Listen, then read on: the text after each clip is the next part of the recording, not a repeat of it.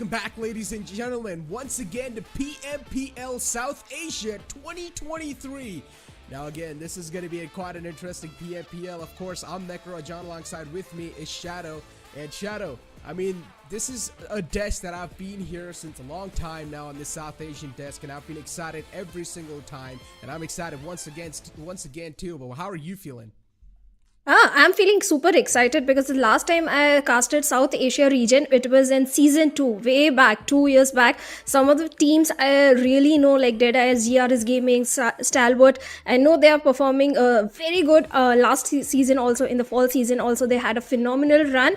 So I'm expecting same thing from these teams. At the same time, I'm looking forward to watch some new teams also, like High Voltage is a pretty old organization and the players also, but there are few teams which are catching my eyes, like the names for Imperial TRZ, for Mercial Vibes. So I'm looking forward to these teams. I mean, the teams are the same, the names are the same, but again, the players have been changed quite a lot of times too. So there have been quite a lot of changes over there too. But PUBG Mobile Pro League, this entire PUBG Mobile Esports is now finally back after a long time. I mean, it's been quite a while since we've been deactivated, but now we're finally back in the scene, and I'm feeling absolutely stoked. As Bono was talking about, there's quite a lot of teams, and we cannot forget there are a couple of more teams that came in forward from even PMNC NEPAL.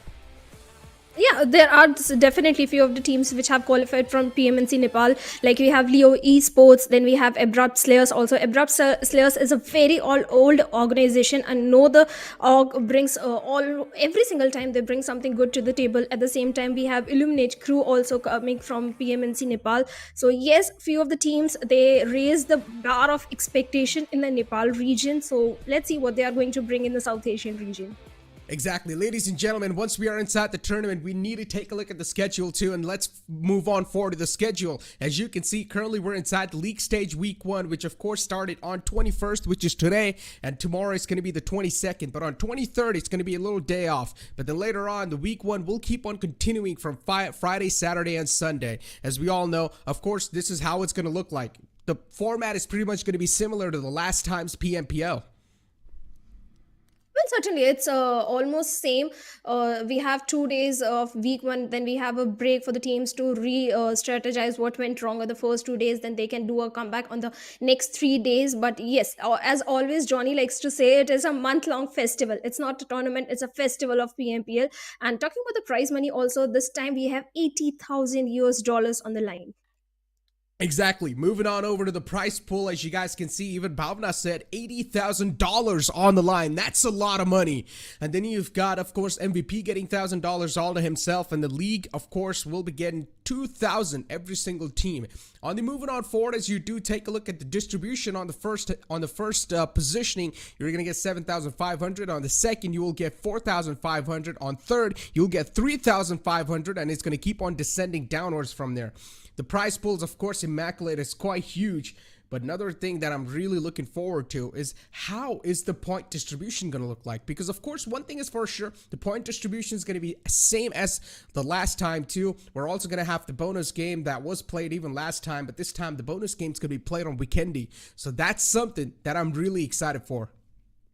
Even I am excited for the point distribution, because a little body told me there is some changes in the point distribution. The bonus points are going to be pretty much same. The first place is going to get 20 points, second is going to get 19 points, and it keep on reducing. Every single team is going to get some points, but if you qualify for the bonus match, that is going to happen on the 5th day. We are going to have a extra game that is going to be played on weekend D. Then you can grab extra some bonus points. So that is going to definitely change things around, but I'm looking forward to the main point structure, because someone told me there are big changes in that.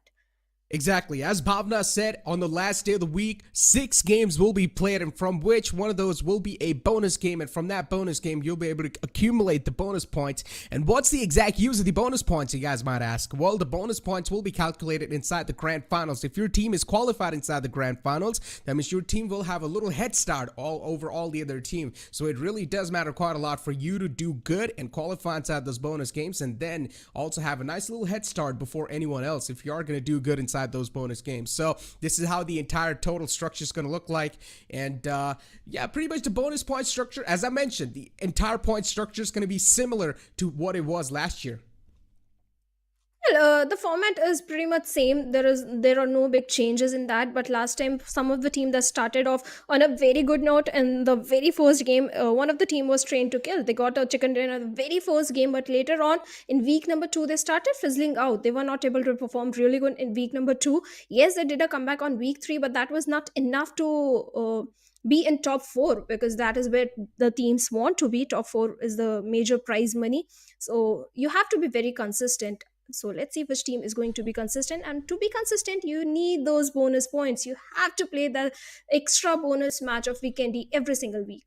Exactly. Last time in the bonus map, there was a different map being played, but this time a different map's being played, and it's going to be weekendy. Before now, let's take a look at the point structure. Oh, this time though, things have been changed a little bit. If the first spot's going to get only 10 points, the second's going to get 6 points, the third's going to get 5 points, the fourth spot is going to get 4 points, and it's going to keep on pretty much descending downward. So this time, the point structure has changed, and the points have been reduced. So I'm loving it. That means the competition is going to get even more tougher. But considering now, even the bonus game has been changed. It's going to be played on weekendy. What are your thoughts about weekendy, Bhavna? Well, we haven't seen weekendy in the competitive scenario since a very long time. I remember when weekendy used to be played in the competitive scene, the crazy circles that weekendy map offers. Most of the circle is in the water area, so that is definitely going to change things around. But looking at the schedule also, it seems pretty standard. Then we have Erangel, Miramar, then Sanhok, the fast-paced map, and then again Miramar, and then we end things with Erangel. Exactly. I mean, we took a look at the schedule. It's going to be pretty much the similar schedule, of course, kicking things off on a great map, as always, and we all love to see that map. We all love to pretty much just start off with the classic map and then move on over, have a little fancy way. But, ladies and gentlemen, you guys also saw the Nepali desk in front of us. Of course, our brethrens, they're, as always, doing a great job. I'm pretty sure they're doing a great job to their community as well. But I'm so stoked for this day. I'm not going to lie how excited I was. I also DM'd Jason Kaplan the other day. I was like, yo, Jason, we're finally back in business, baby. I'm really excited for this PMPL South Asia. If you're watching, a huge shout out to you, Jason.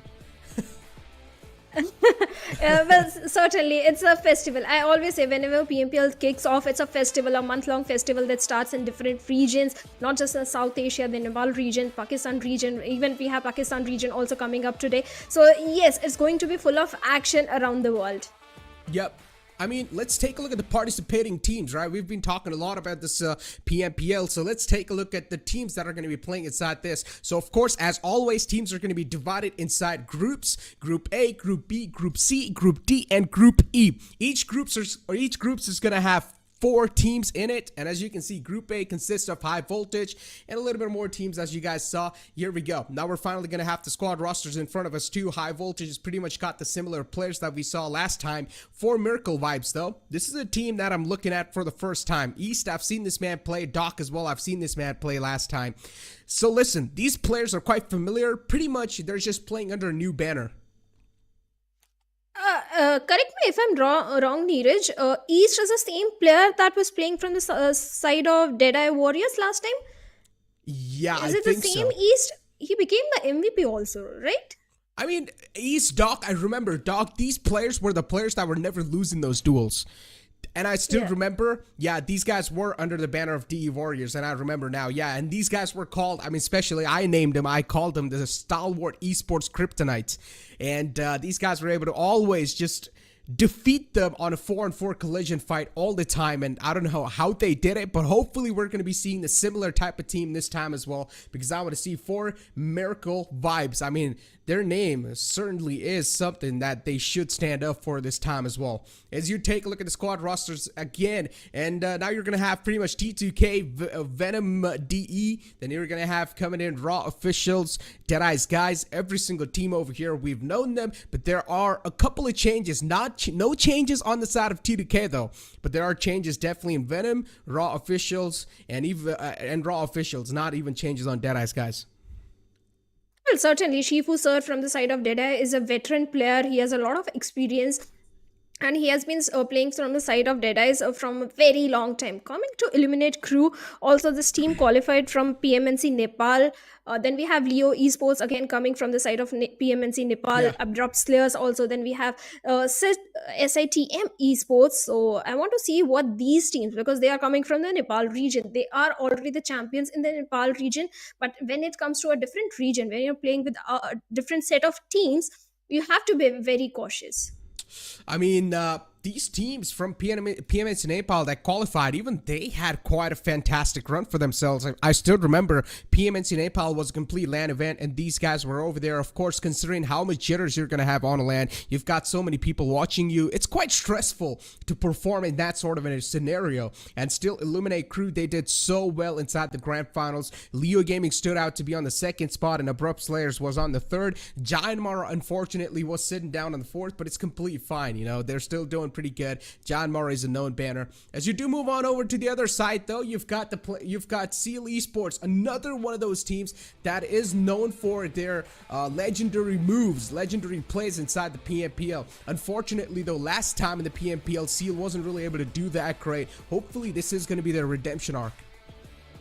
Maybe this could be the redemption, because sometimes what happens is, when you are not having a good start, you lose all the momentum. Week 1 you are not performing really good. Week 2 you start to take ladder up in the points table, you start accumulating some points for yourself, but in the end it's about the read also. Some few teams are already having a very good run, they're already dominating the lobby, and you're not able to find that foothold in the game. So that could be the reason. So I always say week 1 is very crucial, especially day number 1 is very crucial. As many points as you can accumulate for yourself, it is going to help you in the long run.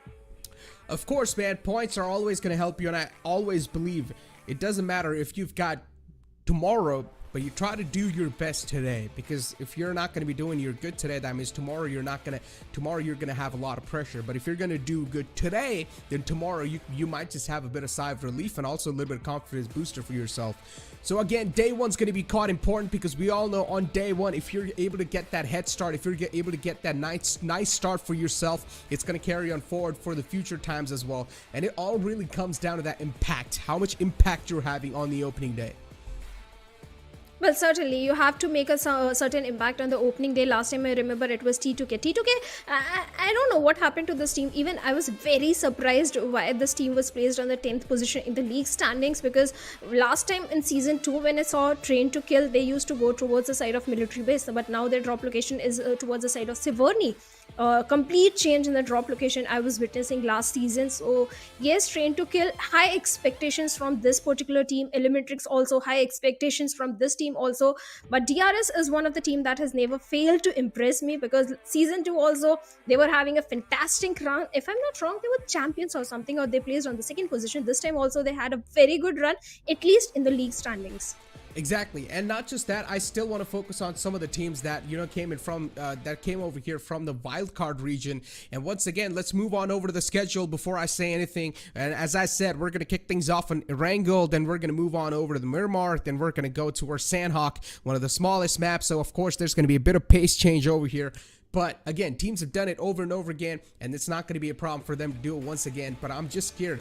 There are quite a lot of new faces over here. Hopefully for them, this isn't going to be that crack in the wall that every other team's looking for.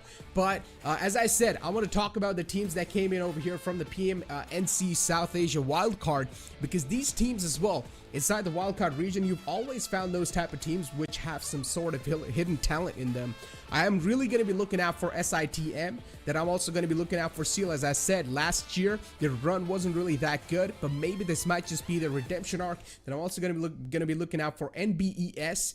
And these 3 teams, I personally feel like these 3 teams have a lot of potential. And on the other hand, you can't really forget about MapTech Esports. Every single player on that team used to be a ex-SEAL member, but MapTech Esports pretty much just took their entire team and yeah, they pretty much just got that entire roster for themselves. Unfortunately, Demo was taken over by IHC. That's why there was a huge problem created inside MapTech, and not a lot of players were able to perform without Demo, because Demo used to be that man who used to go in front, find those openings. But as Demo was taken away, that's why MapTech Esports weren't really able to perform. But hopefully, they have been able to fill up that void. Well, hopefully there is some player that can fill the place of their main aggressive player, because like you mentioned, the entire roster was taken by, so the players are already having a good synergy. They have good communication skills also between them, so it was just a matter of time that they have to fill the void of the player that they have lost. So I think this time they'll be looking very confident. I'm hoping to see them in action, because honestly I haven't seen their performance. Last time I was missing out because I was busy with the Pakistan region. So yes, this time I want to see this team being on the top, just be on the top. Let's see. I mean, there's a lot of speculations, right? We really do want a lot of teams to be on the top, and there's just so many teams here. There's so many teams, to be honest. There's too many teams to choose from, and every single team, of course, is one of the best out there. And you can never forget about SKYLIGHTZ Gaming, right? You've got players like AJ coming in. You've got players like Mafia Ninja, Mr. Boro, Nima, No Fear. Like, every single player inside this team is just someone you've always been looking out for. You've always been looking up to, especially coming in from the NEPAL region. And SKYLIGHTZ Gaming has always had them that sort of aura that they always build around themselves, right? So hopefully SKYLIGHTZ Gaming is gonna build that aura once again. Last time in PMPL, if I remember, SKYLIGHTZ Gaming didn't really have that strong of a start, but then later on they were able to slowly and steadily catch up the pace. Well, certainly, the week 1 was definitely not in their favor. It was entirely week number 2 where SKYLIGHTZ Gaming dominated the entire lobby. They accumulated, I think, the highest points or second highest points something in week number 2. So yes, SKYLIGHTZ Gaming in the mid of the tournament, they started picking the pace themselves. But all the players of SKYLIGHTZ Gaming, like you mentioned, No Fear also, Nima, all these players are the veterans from their region. They have a lot of experience in the competitive scenario. So yes, they high expectations from this particular team also. But talking about the other team, that is going to be Stalwart Esports. What are your thoughts on that, Neeraj? Do you think they'll be carry forward? They'll do the same performance this time like they delivered last time? 100%. There's no reason for them to not perform the way they did last time, because I mean, it's their words. They've said this once in the past. They said there's no competition inside the South Asia region, and yeah, they do play like that as well. But unfortunately, last time they had a little kryptonite for themselves in the name of DE Warriors, and that team used to always defeat them no matter what. In a 4-on-4 collision, DE Warriors would always destroy godlike Stalwart, which is of course called in last time. Now they're just called Stalwart Esports. But if you speak about DE Warriors, now of course we talked about this. Now they've changed their name to 4 Miracles, but I still remember, if either of these players, either Doc or East, would stay alive at the end, either one of these players, you would always know, even if it's a 1-on-4, you would know that this player would clutch it out. That's how good of a team this was. That's how good of every single player had the individual skill. So hopefully that skill is not being washed away. Hopefully the similar sort of skill phase we're going to be seeing inside this tournament too. One thing that was pretty good about Stalwart last time was every single time they were able to play the bonus match and they got the maximum points, except for week number 2 where they got only 14 points. Every single time either they were on the top position or the second position, so they got the maximum bonus points. This brings the fact that it is very crucial that you have to play the bonus match, because weekendly, if you dominate in that game, if you perform really good in that particular one, you are going to get free of cost 20 points, and 20 points are way too much. 100%. Bonus points are really important, and as I said, it's also going to give you a huge booster inside the grand finals, right? If you're going to have the bonus points, it's going to be added on over to the grand finals. So you got to have that head start. You got to have that stuff on yourself. So if you're not going to be able to do that, then of course problems might just occur. But it's completely fine, right? Considering if you're not able to get those bonus points in your hands, you just got to make sure you're being consistent enough inside the games that are happening. But ladies and gentlemen, here we go. The first game of PMPL South Asia 2023 starts right here. The plane flight path's going to be starting all the way from down south towards military base and going to be going all the way towards Zarki. Well, certainly the flight path we have in front of us, and let's see whether teams are going to drop in, para-drop to their favorite drop location, or this time, are we going to see any change in the drop location? So let's just find out, because do you think at this stage teams should go for a change in the drop location, or should they just go for their favorite drop spot where they have been para-dropping since a very long time?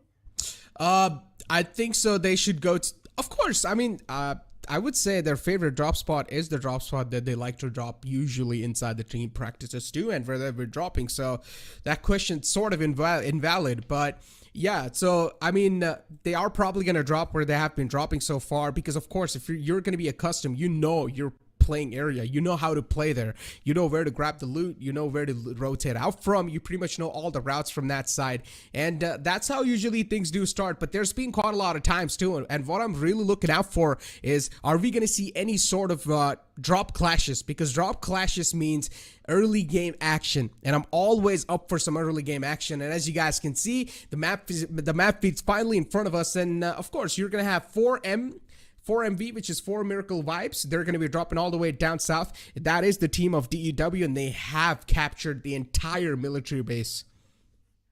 Well, certainly they have the entire control of the military base island. In Ferry Pier, we have some other team, but my eyes are set onto the North Georgia pool, because looks like we have a drop location clash between the players of Team Seal and DE also. So let's see if the fight is going to break out over there, or they're just going to head over to a safe path and mind their own business and not engage in an early fight, because early fights and early casualties are something no one is looking for. So let's find out what's going to happen. But talking about the circle, this circle is very interesting, because I always love when Quarry and Ferry Pier and the bridge area is in this part of the very fourth circle, because there is a high probability that this could be a bridge final circle. Maybe. There's a lot of maybes, there's a lot of ifs and buts. The only time we'll be able to find out or say anything confident is when things will start happening in front of us. T2K, as always, they're just going to drop inside Severny. High Voltage, on the other hand, they've dropped inside the Water City, so that's quite interesting. On the other hand, you've got Assassin and Preppy, who are quite separated out, so I'm a little scared for that one. I'm a little scared for that separation. Raw Officials is one of those teams. Again, they did quite good. I would say they did quite decent in the last year's PMPL, if I remember correctly. But still, something is that Raw Officials didn't really catch the pace right off the bat. They catch the pace a little too late inside the tournament. And that's not acceptable. You need to be consistent in every single scenario, in every single step of the tournament. Well, consistency is always a key. If you're consistent in all 3 weeks, you're definitely going to be the champion. If not a champion, at least you're going to be in top 4. That is where the major prize money is. But like you said, they were not having the consistent run. But let's hope this time they'll kick things off on a very good note. But right now, their major focus is to grab those level 3s or level 2 armor and good weaponry for themselves, and not engage in a fight with any player of DE. But let's see if they are going to engage. But I think they'll prioritize a circle this time, because they are close to 1,000 meters away from the circle. Interesting. So we've got Deadeye's guys, another one of those teams on our screens. It's like, as soon as you see these teams, there's just so many memories that just start rushing through your head. And you just want to talk so much about these teams, but unfortunately, you can't really do that, because once you start talking, it's going to be a whole podcast hour, and you got to maintain the commentary vibe, right? So, yeah. So we had Deadeye's guys in front of us, and Deadeye's guys, man, it's one of those teams, right, where you expect this team to be like, okay, this team finally at this time they're going to have that sort of a show inside the games for themselves. But something happens, and usually, last time I still remember Deadeye's guys. They had this little curse on themselves where they would finish things on the second spot. But recently they've been doing quite good. I'm not gonna lie, they've had quite a good run inside the recent tournaments, and hopefully that momentum is gonna carry on forward inside here too. Well, certainly we are hoping for that. Even the players are also hoping for that, to carry forward the same momentum.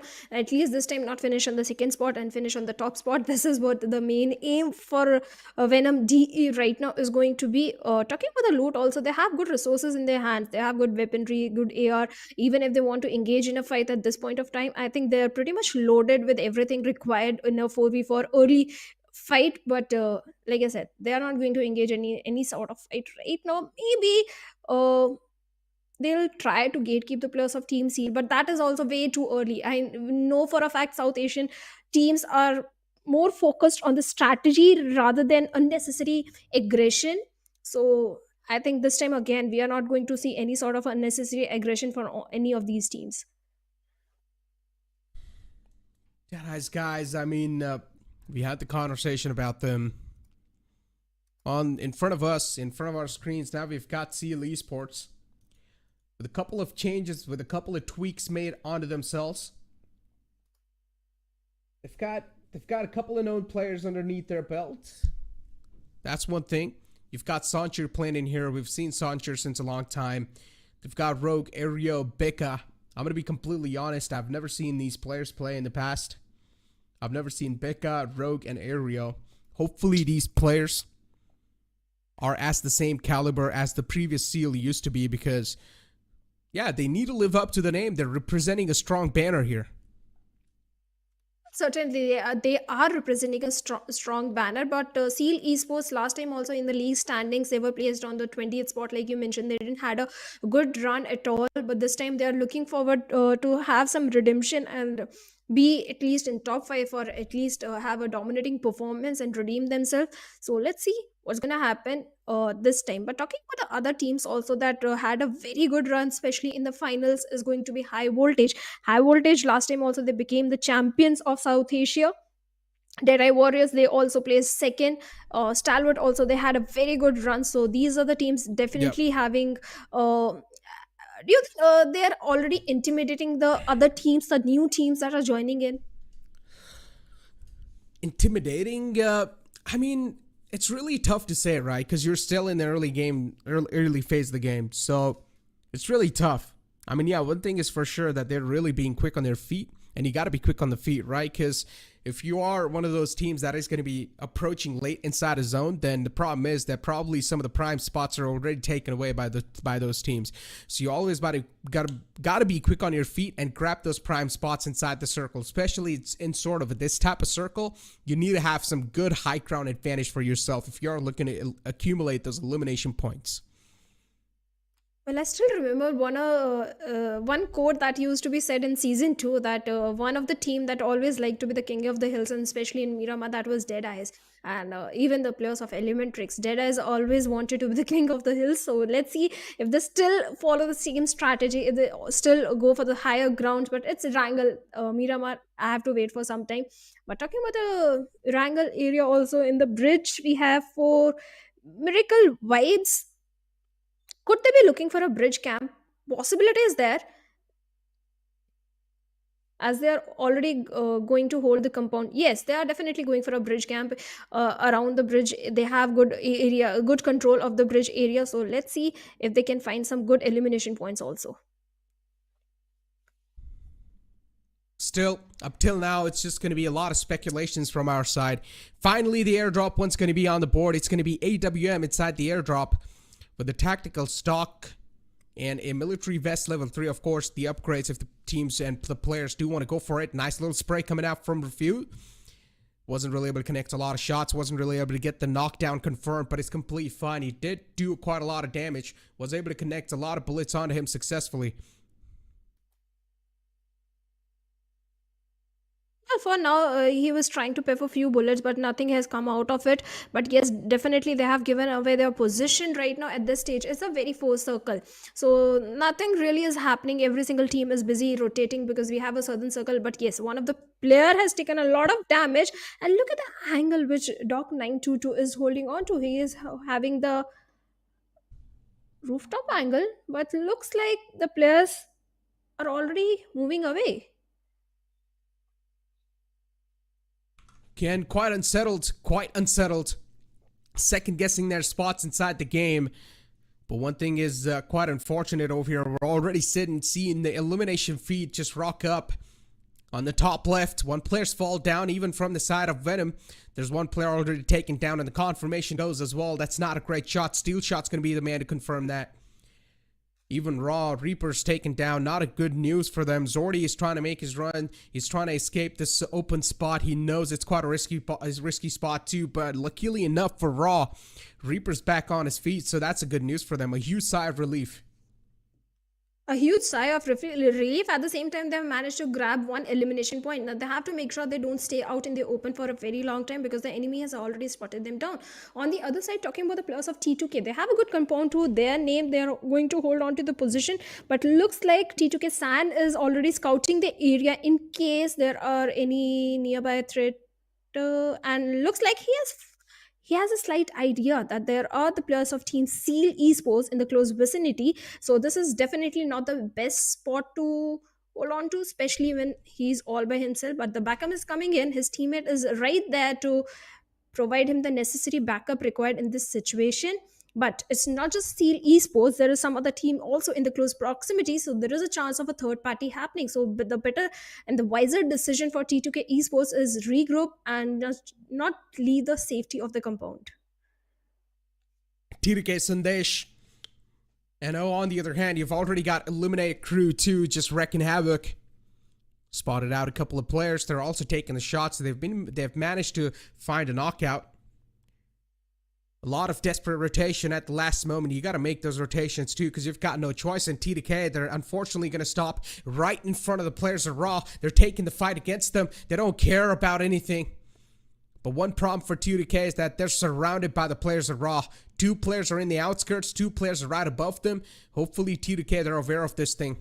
Reaper and Claw are right above them. A nice little nade tossed in. Jane's going to go down. That's a nice little opening. Yuta Uta finds it. But T2K, they too followed up with 2 from themselves. 2 player goes down. Raw, now they're quite hurt. It's a 2-for-2 trade, and T2K, they know they're getting pushed up, and this is not a good news for them. Another nade tossed inside the room, and Rig is going to shut down the player. The final player from the side of Raw is taken down, and T2K, they come out victorious inside this fight. Well, pretty good nades coming from the side of T2K. They saved the day. All the 4 players of T2K are still in the lobby. No, they lost one of the player but managed to grab 4 finish point. On the other side, some of the fight is breaking between the players of High Voltage and 4M. And looks like Mama is already down in his knees. And Jiggle is trying to get the confirmation also. And he's going to get that. High Voltage again starting things off on a very good note. Malik, he's down to 10 HP. He need to patch himself up as fast as possible. But they have grabbed 2 defeat points for themselves. And they're already looking very good. The little depths in this area of the quarry area are going to help them by providing a little bit of the cover they need in the situation right now. High Voltage, they've got a nice little battle for themselves they can play from with, but hopefully some nades are not tossed into there. Unfortunately, X Esports, they're getting shot in the back. One player was taken down by Deadeye's guys, and they've also managed to get the confirmation on that player. X Esports not really in the position they want to stay here. They're quite exposed from the back lines, even from the sidelines, and that's where they're getting shot at from. And they should try and capitalize. They should try and know that they're getting shot at from the sidelines. Deadeye's guys, they're just abusing the angle they have. And Maptex, they just can't do anything. They're burning through a lot of utilities. They're using a lot of smoke grenades here. Should stop this. Leo 2 on the other hand, there's just so many teams now starting to get eliminated, and this is what happens when you're inside the late phase of the game. X Esports definitely not in the best of the spot right now. They have to check the bags in case someone is coming from the blue, because in front of them they have the players of High Voltage, and High Voltage, they're looking pretty strong right now.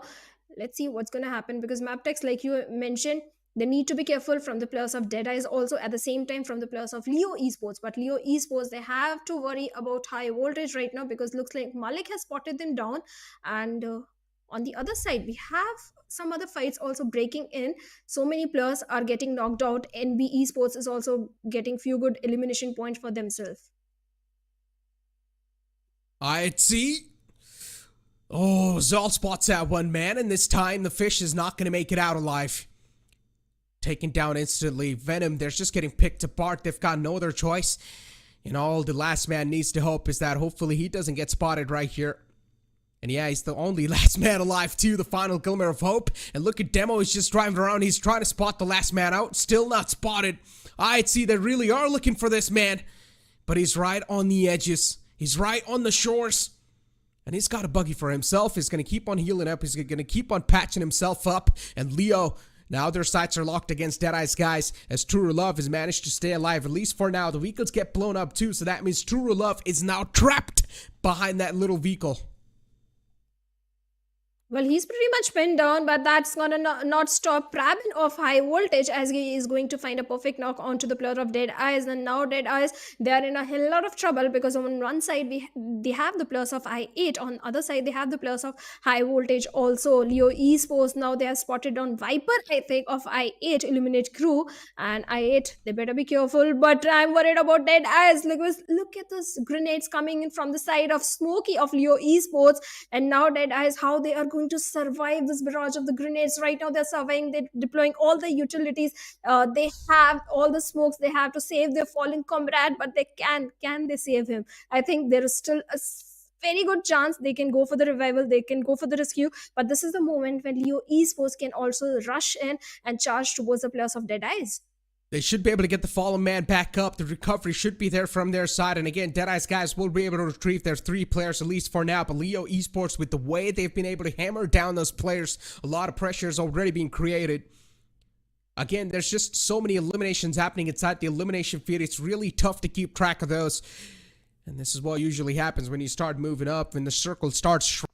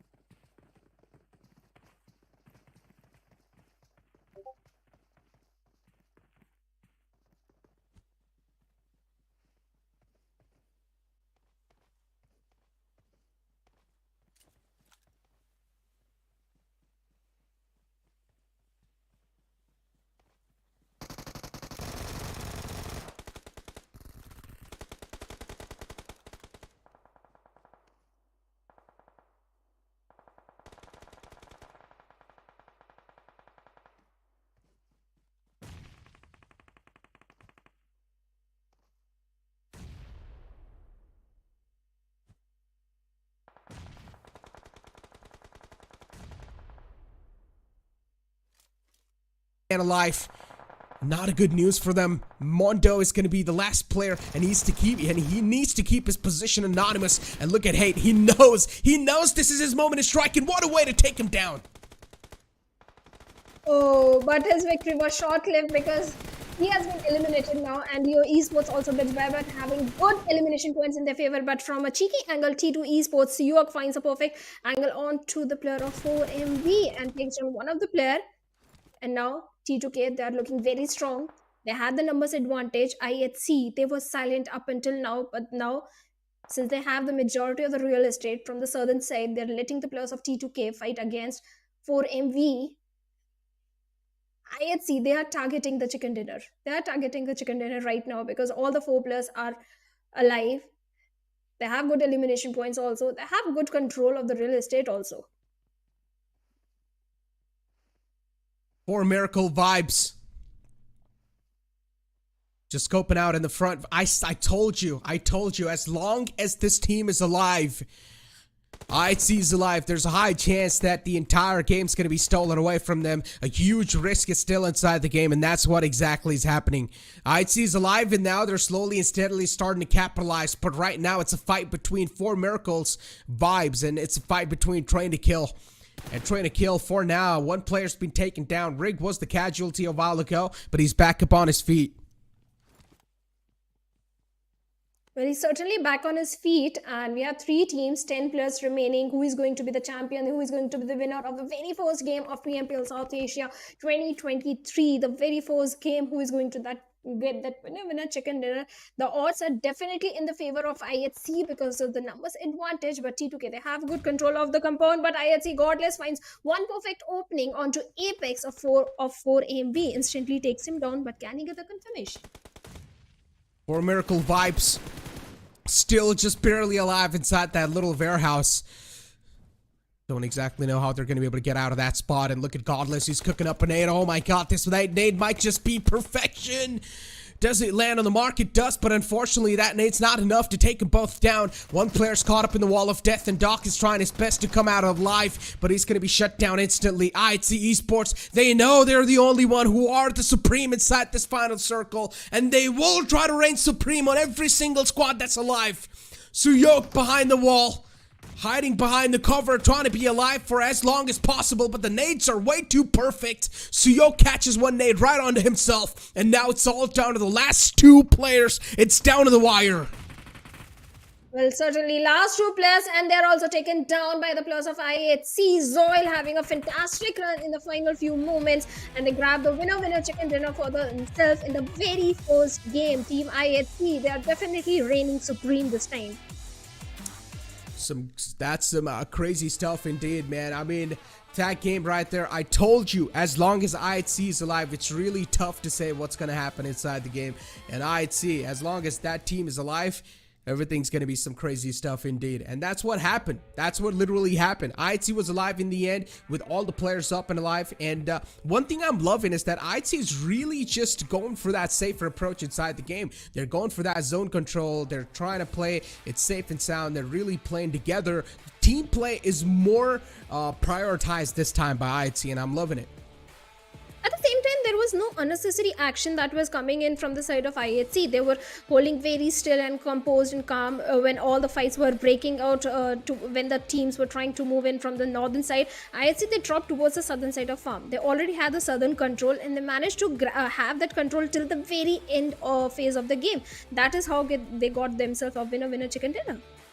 Exactly. Talk about a winner chicken dinner. I mean, that was quite dominating, but I can't lie. Even Illuminate Crew, but the way that team was playing, it was just absolutely crazy. Even that team tried their best, but one team that really caught my eye was Leo Esports. And Leo Esports, with the way they're performing, of course they won my hearts. But ladies and gentlemen, you guys don't go anywhere. We'll be right back after this short break.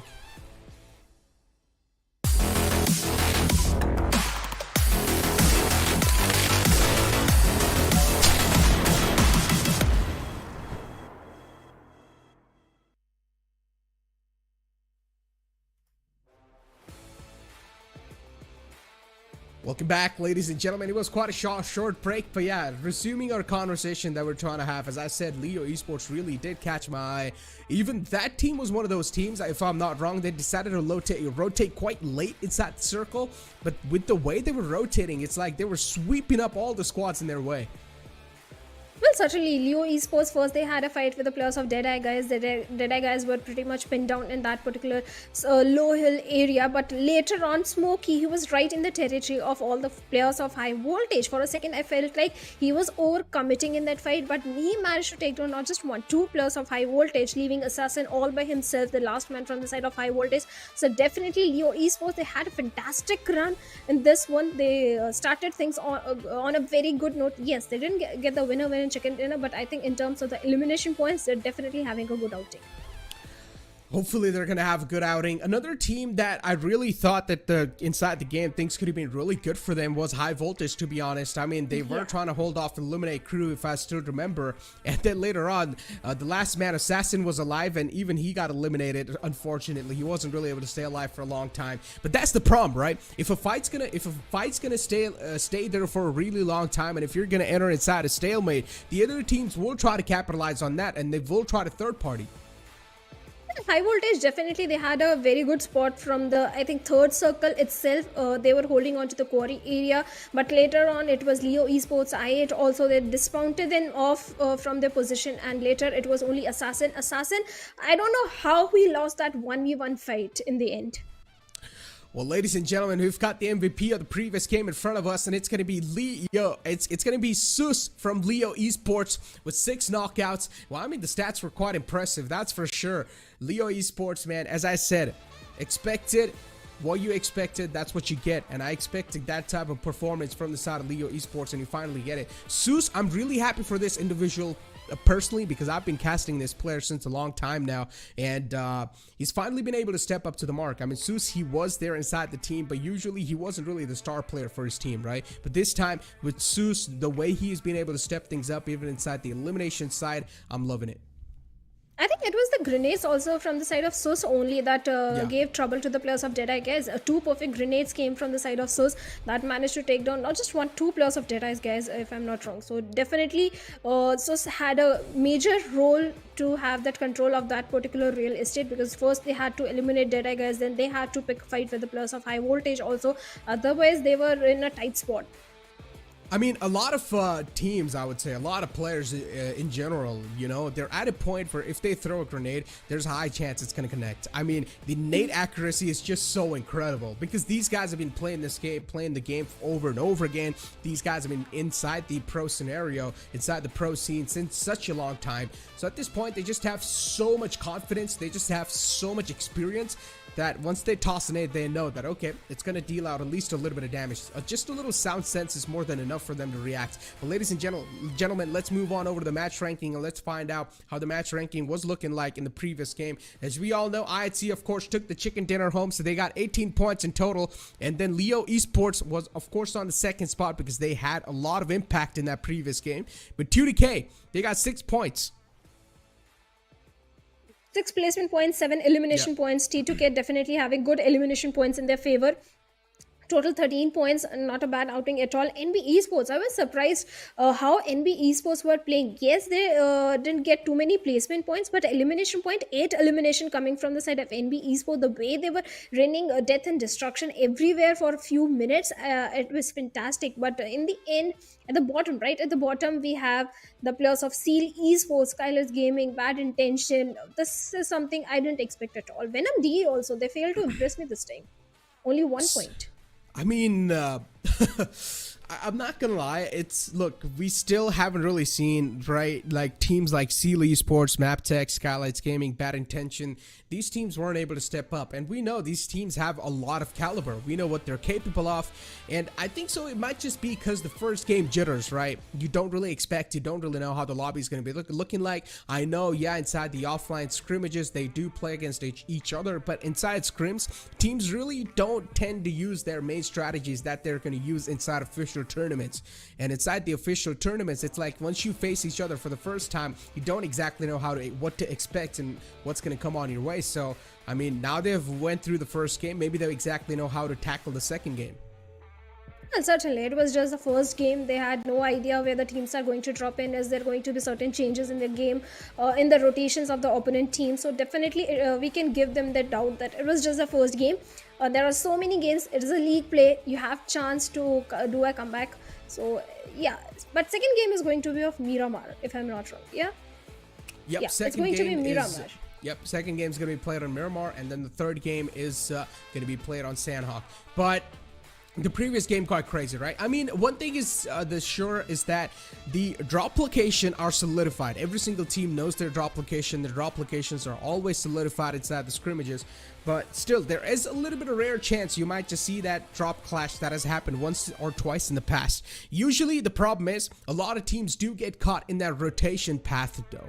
I mean, you know the team's drop locations, but you don't exactly know how the team's going to be rotating outside, because usually teams tend to change their rotation paths a lot of times. And once you do change the rotation path, that means you never know what to expect, because what if you're thinking of, okay, I'm gonna go through this route, and what if the other team is thinking of the similar route as well, and that's when you decide to collide against each other, and anything can happen when a 4-on-4 collision happens.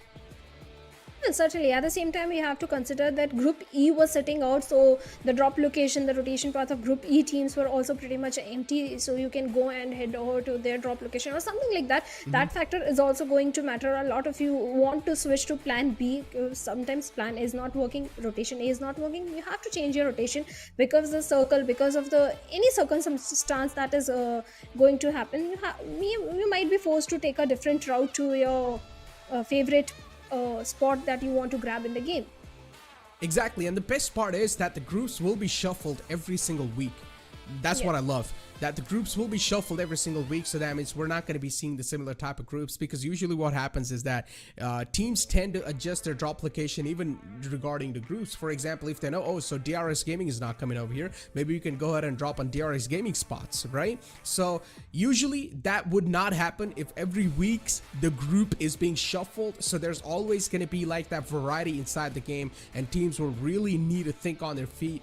But as Bhavna mentioned, Group E was sitting it out. That means DRS Gaming, even Elementrix, even SITM Esports, and Abrupt Slayers weren't playing inside the game. But in the upcoming game, Group D is going to be sitting it out. So that means IAT, Maptex, Leo Esports, and Seal Esports aren't going to be playing inside. It's like the teams that had a huge impact in the previous games are pretty much going to sit out instead of Maptex and Seal Esports, because they weren't really able to do a lot. Well, I have to ask you one thing, because you know SA region very well, Neeraj. Was there any certain team you had very high expectations and they didn't perform this time, except for SKYLIGHTZ Gaming, definitely? I mean, you can't really say anything just behalf of the first game, honestly. I would still say you need to still wait for at least 2 or 3 more days, or maybe even an entire week 1, and that's when you can start making some speculation.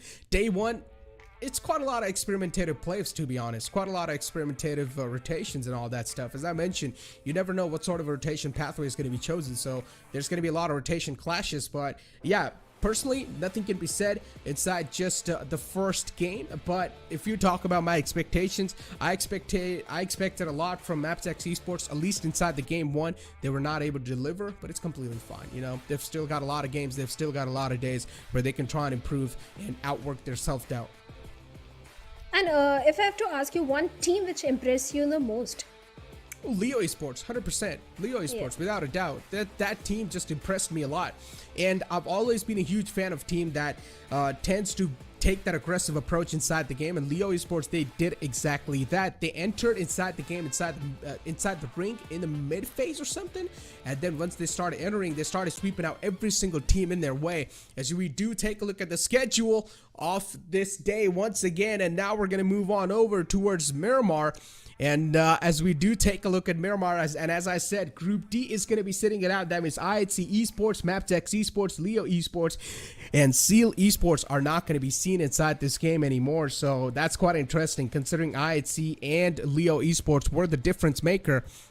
But man, these two teams are not going to be seen in the game anymore. So that's quite interesting. That's quite interesting. What are your thoughts? Like, these two teams not inside the game, and now Group E playing inside. What sort of changes are you expecting? like you mentioned, it's just the first day, first Miramar, so I don't think there is going to be too many changes, because it's usually in the later fourth of the fifth day or second week when we start seeing drop location changes happening because of a certain group sitting out. Teams tend to change their drop location to bring that surprise of the X factor in the game and have better upper hand, because the opponents might not be expecting you to drop to some other team's drop location. So that could happen at later stages. At this stage, this game, I think teams are going to pretty much stick to their basic gameplay, like they play in the scrims, basic their own favorite drop locations. I mean, look, Miramar is a massive map. It's a huge map, right? And usually on Miramar, it's never a problem where, I mean, rotation is not really that big of a problem, right? It's a big map. You're going to have a lot of terrains for yourself. You're going to try to rotate no matter what.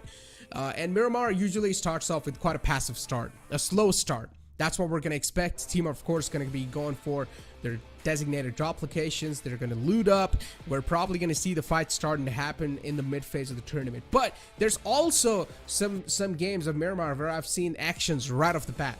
Like that has happened in the past a lot of times.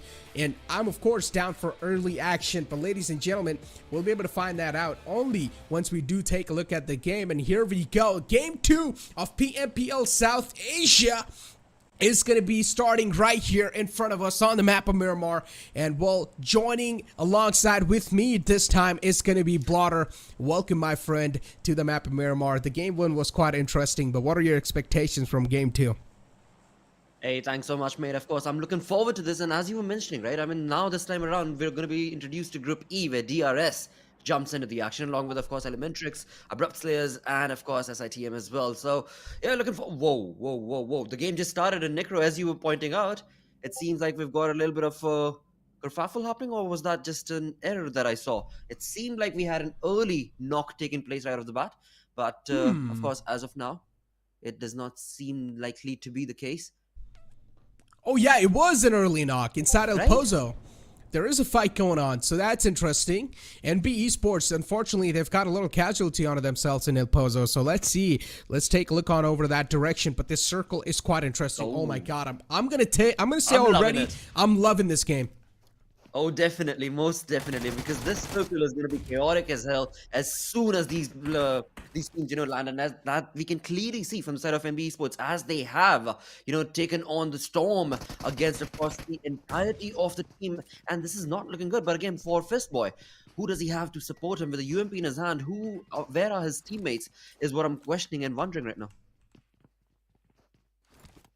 Fistboy. And so at quite a little critical spot over here. His teammates as well, they're not really doing so great. He's got a UMP 45 in the hand. And Raw, they're really looking to pounce on over to the players of NB Esports. Not a good move from Fistboy. He's taken down way too low. And these two teams are way too close for comfort. This drop location, this drop collision is not panning out good for any of these teams. We know usually it's out of 4-on-4 fight. It's a 50-50 percentage, but this time the odds are stacked with the players of NB Esports. Wow, what a perfect knockout. And again, with that, they've been able to maintain all 4 players alive, take out the entirety of the squad against them, which was Raw, of course, and in doing so right off the bat in the first few minutes of the game itself, we've got a squad wipe going in right here, and we're left with just 60 players in the lobby. I mean, this is the kind of action-packed gameplay that we want to be able to see, especially on the map of Miramar, which again, you pointed out, we don't see that happen that often, right? I mean, it seldom does happen, like right now it did, so it's good. But now, the question is, how long before we jump into the next fight? Oh man, it's gonna take a long time now. Now we're gonna have a slow and steady pace inside the game. That was quite a rare start, and that's the only reason that fight ever happened was just for the El Pozo. Who's gonna take over El Pozo? Who's gonna come out victorious? And now NB Esports, at least for now, this time, first time NB Esports have taken control over El Pozo. Maybe it's a choice for the enemy team, Raw officials, if they do want to change their drop location and go somewhere else. But if they do have a huge ego, then they won't change their drop spot, and they will keep on clashing against NB Esports. True, they definitely, I think, should, because after all, it's about being the best team alive in the area that you're in. And I'm hoping that Raw does this once again. The Miramar map is going to be played today as well. I believe the game afterwards is going to be on Sanhok though. But nevertheless, we'll come back to that later and talk about that once we do reach this map number 3, I believe, or 4. But nevertheless, I mean, right now, as we do have Stalwart Esports. Now, again, Stalwart Esports, a wonderful team, definitely. But on the other front, when it comes down to the first game itself that we saw from their side on Erangel, is not looking good. I mean, Stalwart were shattered, so to say. But it is too early to, of course, predict as to what is going to take place by the end of the week. And we know the action-packed gameplay that we can expect from the side of Stalwart Esports' squad. But overall, in the end, the first game not going too well for them. And this one, again, a slow start, but I'm definitely keeping high hopes for SCE. Stalwart Esports, I mean, look, with the way these guys have been here, and they have went through a decent amount of changes, right? If you know, IC used to play for IHC in the past, and now he's playing for Stalwart Esports. So these little changes are quite interesting, and if I remember properly, last time they're playing for used to be Action, Scry, Pika, and Top. This used to be their playing for. And considering they also had a little bit of rookie, they had a rookie inside the roster too, right? So him being not there, and now you see IC on the playing field. This is quite an interesting switch up, considering IC used to be quite an impactful player in IHC in the past. So I want to see what sort of an impact he's going to have in Stalwart Esports. It's all about finding your tone with your teammates, right? In the end, after all, Yeah. because we've seen that kind of gameplay coming in from Action. We've seen that awesomeness being showcased from IC as well. But in the end, of course, it's all about how good are you able to communicate, how good are you able to, take down squads. And of course, it all boils down to the fight. Individual fight is one thing, but a team fight is where it all stands out. And that is something that we're yet to see from the side of course, Stalwart. But we'll come back to them later once they do join in the fray and the fight as well. Because right now, we do have, of course, 4MV on our screens, and along with that, DRS Gaming. Hey, now this is going to be their first introduction, of course, because this is the first game that they are playing coming in from Groupie. So, of course, I'm keeping real high hopes from DRS Gaming as well, because after all, this clan, I mean, this team, the way that they've stuck together and then did a lot of ruckus in the past as well, and throw on the bus so many teams, opponent teams. So, yeah, this week number 1, it's going to be quite an interesting affair. Hey, there was another question that was being asked in the green room. Nikro, what team would you predict by the end of week 1 to be on top? By the end of week 1, dude, I'm not gonna lie, that's a really tough question. Right? It's like we're just like one game in. We don't know what the results are gonna be. It's so tough to predict. I mean, at least at the end of the day, if that question's asked, I will maybe be able to answer that. Maybe. That's still a huge maybe. But, I mean, we're just one game in.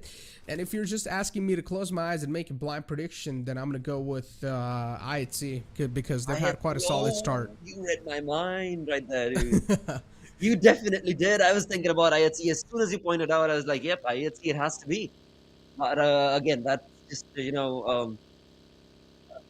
what do you call it? I mean, it's just a thought, and you've got no idea as to what's going to actually take place and happen by the end of the week, of course.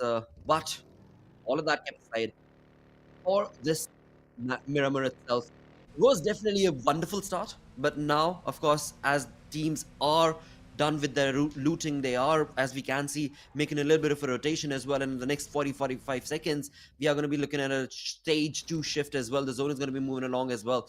So that is where perhaps we can have some fights taking place. But in all of this, another thing that Shadow actually mentioned was Venom.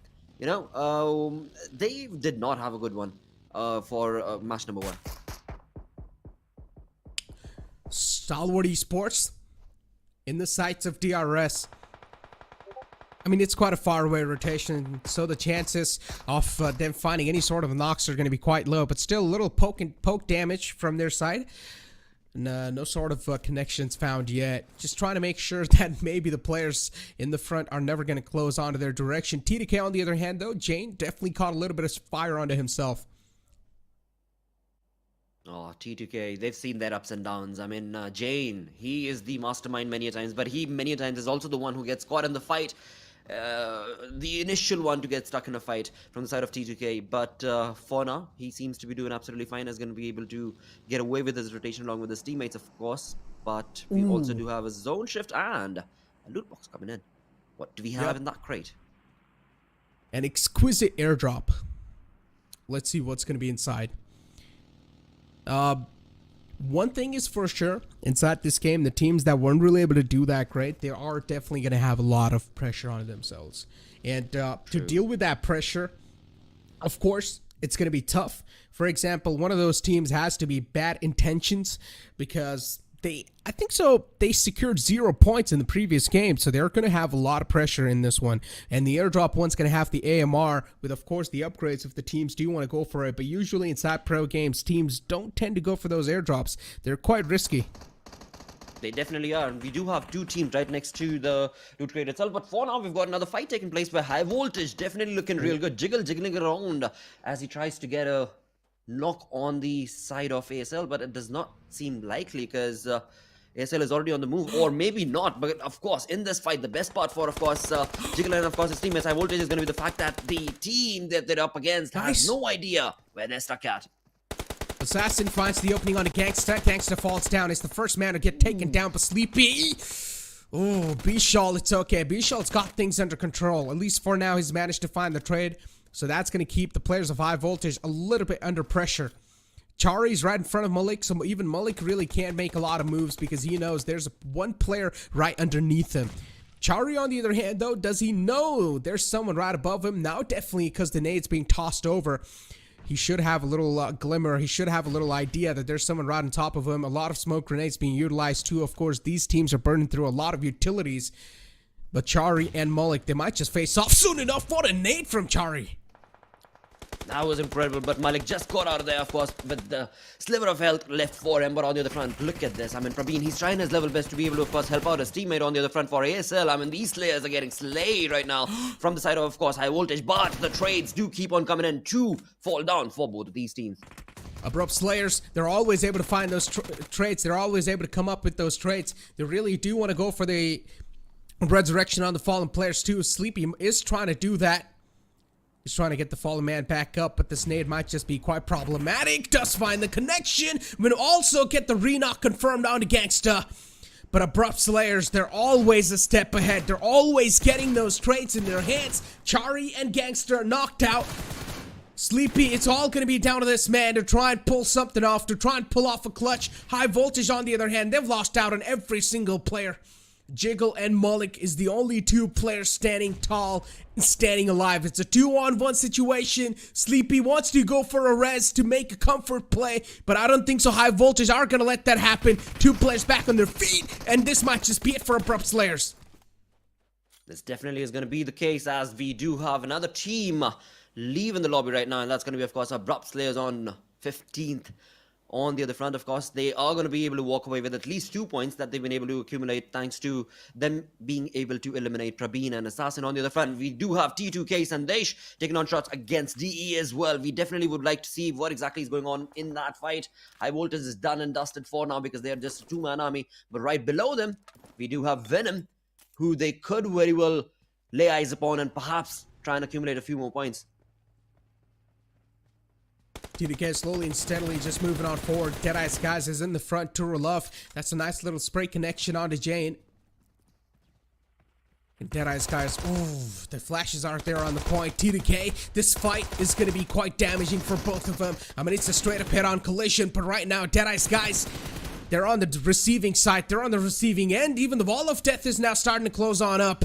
So Deadeyes, guys, they realize this moment is quite precious. Maybe taking this fight's not going to be that good for them. 2 players are already gone. Precious is really playing for his precious life, and he's going to let those players go away. But no, that's not going to be the case. Precious gets taken out from the moving vehicle. Sandesh, the man of the hour right now for the side of T2K, of course, because he took on pretty much the entirety of the team right there. Of course, it was a team fight, but along with that, now move on to another fight perhaps. It's going to be NB against I8 now. Of course, I8, we can see that they're on the edge of the zone right now. But are they going to be able to convert this into points for themselves? Because if you look on that minimap on the top right, NB is pretty good spread out, and that is something that could very well help them out. On the other front, in the kill feed, we can definitely see that HIGHVOLTAGE, the 2-man army, are still taking on shots against the 4-man squad of Venom as well. Illuminate crew, all the 4 players up. SKYLIGHTZ Gaming even engaging themselves inside a fight against Elementrix. The trades have happened back and forth. Equal trades on both the sides, but at least for now, SKYLIGHTZ Gaming is in a huge disadvantage. They're down with just the one last man alive. SKYLIGHTZ Gaming, yeah, on the verge of getting eliminated too. Elementrix, look at the position they found themselves in. What a nade from Frag! And this nade might just find the opening, and no. Unfortunately, bounces away. It wasn't really on that sweet spot. Wasn't really on that sweet target. AJ's back on his feet. Mafia Ninja was able to save the day, at least for now. But for how long is my question. And on the top is Astra. We'll shut him down. That was a really good fight, of course, taken from the side of Elementrix, as their positioning was so very immaculate in that fight. And that resulted in, of course, them being able to eliminate their opponent, which is SKYLIGHTZ Gaming, who walk away with 0 points, sadly, this time around. But on the other front, we do have STE, which is, of course, Stalwart, taking on shots. But what exactly do we have? Elementrix Frag falls down from there, and, of course, hopefully his teammates are going to be able to help him out, as the kill feed just keeps on improving and getting crazier and crazier. We're left with just 12 teams, 30 seconds, and we are going to be moving into stage 5 as well, as 22K get eliminated with 4 limbs in their favor, and it's all thanks to, of course, Stalwart. NB Esports, Fistboy, inside the compound, Skies on the corner. He knows there's someone under the building, but on the other hand, Fistboy as well knows that. What a peek from the side of Fistboy. Peeks out perfectly, shuts down the man in the perfect timing. Now it's not going to be a threat anymore. Nova in the front, nice little nade tossed in the... And NB Esports, they are creating quite a lot of problems for Eliminate Crew. Oh, they definitely are. Look at those shots. Perfectly sprayed upon, of course, NB's Akazi right here, as he tries to accumulate a few more points from the side of course, none other than I8 itself. But this is not going to be an easy fight, as we can see I8's players, they are scrambling, they're moving across, they're creating those flanks. And NB, from the looks of it, these two lads, they are going to get pounced on upon. But along with that, of course, that nade that could be brought in, or utility that could be brought in from the side of Akazi right here, could probably do the damage that he's waiting for. But he's being so very subtle and quiet in this fight. And perfect spray once again, bringing down not one, perhaps will it be two, taken on from his side. And it perhaps will be, as 2 of the players from I8, the flank has gone very wrong. And NB's Akazi, he's the man once again, dealing the charge right here. Nice little stuff. And NP Esports, oh, this team is just something else. Mondo, this entire squad has been able to do so good. I mean, they started off with a lot of elimination points right off the bat. They got like 4 elimination points against Raw, and now they've been managed to eliminate another team. They took down 3 players of Eliminate Crew. The last player's barely alive, on the skin of his teeth, but again, I mean, this team is just causing havoc. NB Esports, they've got 7 elimination points this early inside the game. And they are moving on ahead, of course. With that, we've got another team getting eliminated right here. With that, 10 teams do remain. And this has been a very quick Miramar, if I can say so, Necro. Because this is not what I expected when the game started. But you know what? It's definitely fun. And look at that. Perfect spray. But will that connect? It did do a little bit of damage, but the distance is a little too far. SITM, of course, this is going to be their first game for the day as well, as they get themselves introduced to our audience. They are up against High Voltage right now. The circle is now going to start to shrink even more. It's closing in. Still, you've got 4 Miracle vibes alive. And that team, we have seen them last year. I mean, yeah, they have like a little bit of changes here and there, but not massive changes. And the circle, again, it's not going to sit around up, shifts on over to the bottom left side. That means teams like Stalwart Esports, Elementrix, even DRS, they will need to start making a move right now. As I said, if you are going to be that team who's going to move inside the circle late, that means the prime positions are already going to be taken away, who are already inside the circle. Indeed, and that's exactly what we are looking at. We're right in the smack center. We do have, of course, 4MV looking very comfortable, based on the zone at least. But on the other side now, Stalwart, they themselves have been able to accumulate 6 elimination points, and 5 coming in from Icy himself, 1 from Action. Seems like game number 2 on day 1 is the start for Stalwart, and they're still not yet done, as High Voltage get eliminated. With that, only 9 teams remain. We were looking at DRS. They've reached the edge of the zone, but right behind them was Stalwart as well. Have they put themselves up in a good position right here to take down Stalwart? Or will Stalwart have an upper hand in this fight is what we are yet to see. But yes, definitely they have an inclination of a team right behind them. Who's the one who's going to get the first knock? Where Stalwart themselves are busy taking on shots against Elementrix themselves. So this could be a very dirty fight for Stalwart as they get sandwiched perhaps. From one side it could be Elementrix, on the other it could be DRS, but it seems for now it is going to be Icy. With a UMP, that was a long off shot taken on from Icy, and he will be able to accumulate 2 kill points for himself. UMP 4X, we've seen that in the past, but this time he's taken that to a little bit next level. DRX Gaming getting approached by Stalwart Esports. This is not a good approach for them because Stalwart Esports is, of course, a living giant. And if you're going to collide against that, you will have to face the consequences. And DRS, it seems like they're on the verge of elimination. But unfortunately for Stalwart Esports and fortunately for DRS, Stalwart Esports are getting third-partied. But Stalwart Esports, they still somehow get the situation under control. And that's a good thing for them. Gante is still knocked out, trying to crawl away for safety. And if I'm not wrong, he's the only man alive too. Yeah, will patch himself up, but what he's going to be able to do is a solo man on a mission. I see. He's a stone cold killer in this game right now for the side of Stalwart, with 7 eliminations going in his favor. And of course his teammates as well. And he has no intention of stopping as he pushes DRS Gyante all the way back. Whereas of course his teammates are going to be reviving each other. Which in turn, of course, now provides an opportunity for Bad Intention to bring in a third party against Stalwart's positioning. But will that result in them walking away with any point whatsoever at all? They've got a really good control of the zone as well as the compound right here, which could very well favor Bad Intention if they play this right. You said, yeah, they definitely do have a really nice spot to play from. But they've got a lot of teams slowly and steadily who will start to approach them. They would want a little piece of this compound if this compound stays inside the circle, even inside the next phase. Because this has to be the safest spot where they can stay in.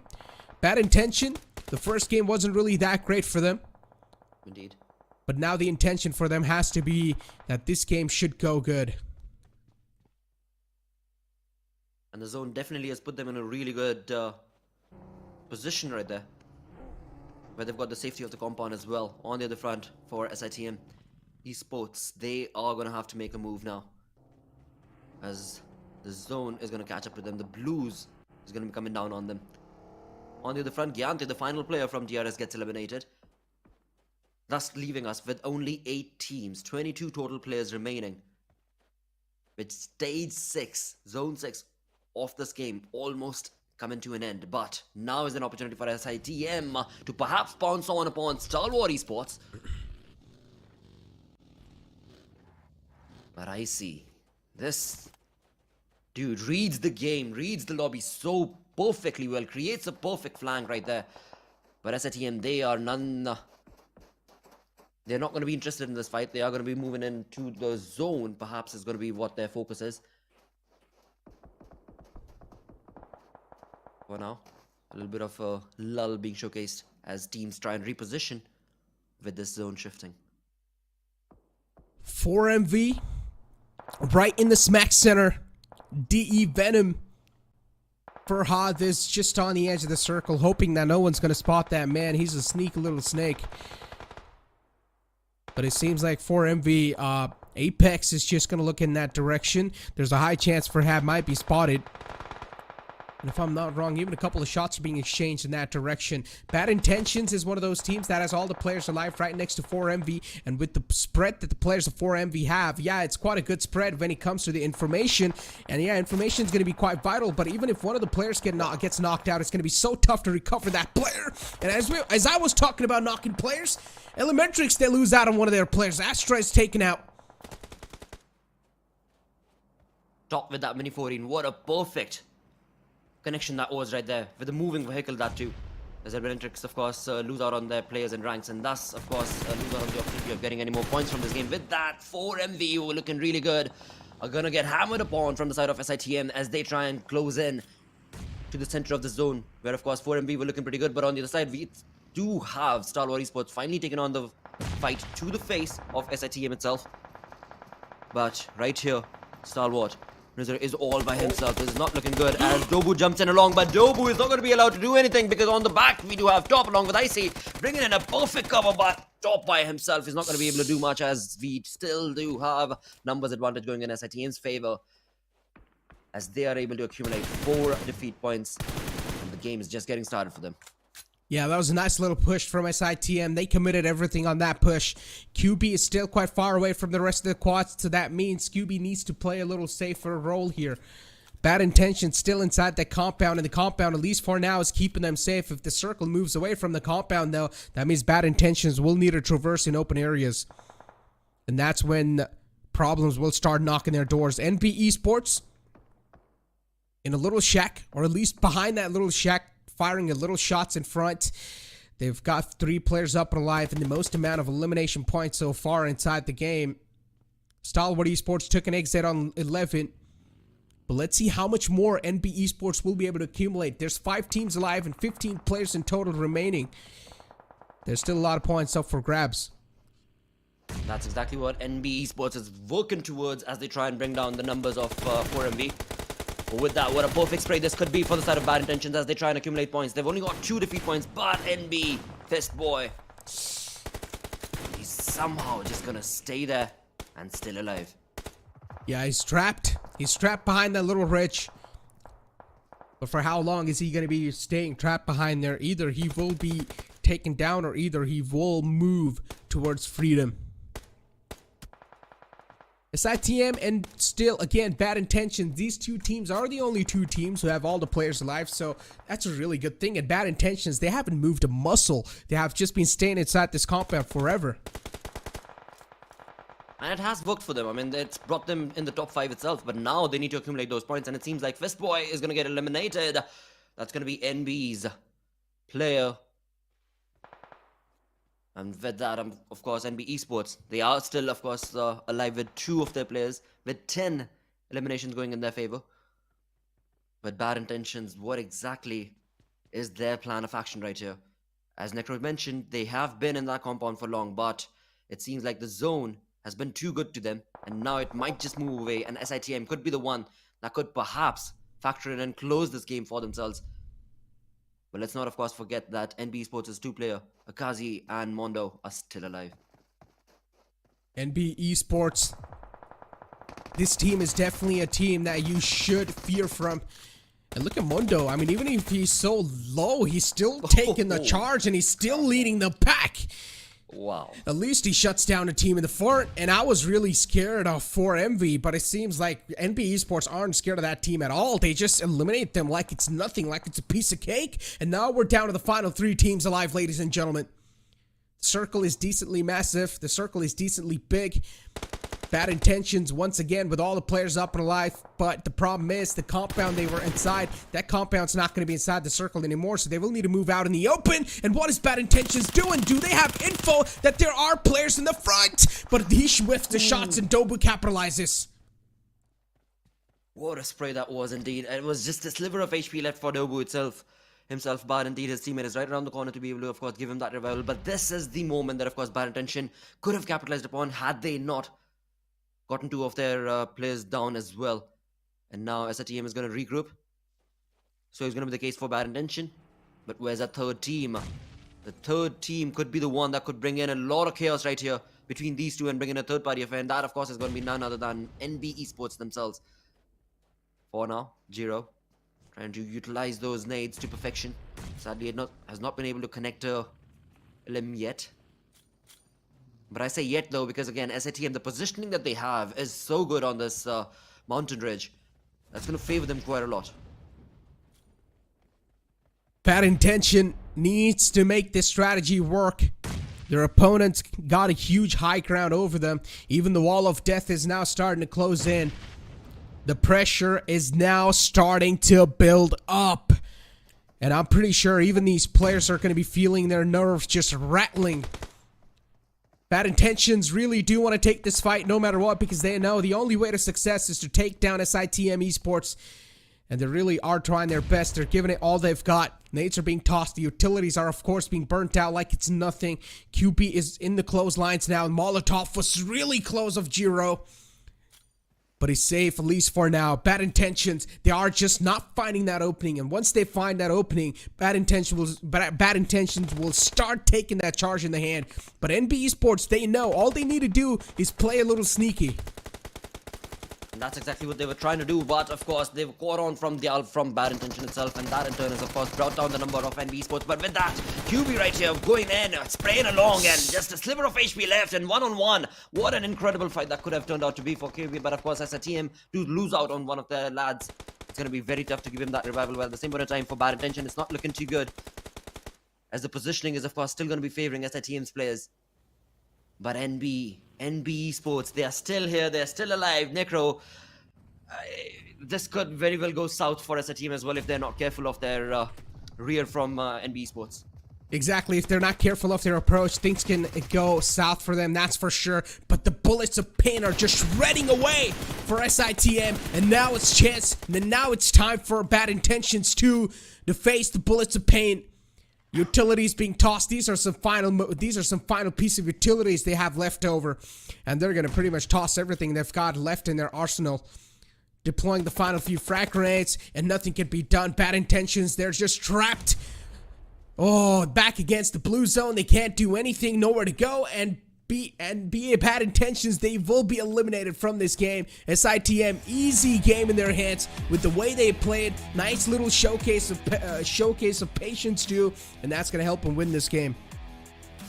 Absolutely, what a perfect start for the day for SITM, of course, because this was their first game of the day, and they walk away with a perfect chicken dinner going in their favor. So that's definitely a good start from the Group E side of SITM. But again, I mean, the positioning that they had, that was so very important in that fight, and that of course resulted in well, no other team having to stand up against them. They just could not. For a moment, I honestly thought Bad Intention and SITM, once they were going up against each other, I was keeping my keen eye towards NB Esports' two players to what are those two pink dots doing. Sadly, those guys were just trying to chip away damage on the opponents. It's like, all right, you two guys are fighting, we're just gonna add the fuel to the fire. That's what they were trying to do. But unfortunately, one of those players got knocked. He caught some bullets, he caught some fire onto himself, and that's where he got knocked. And I feel like that's when things started going south, even for the side of NB Esports. In that scenario, I personally think, yeah, a little bit of peaks, a little bit of damage here and there could have been fine, but you shouldn't have taken a head-on fight. But ladies and gentlemen, we'll be right back after this short break.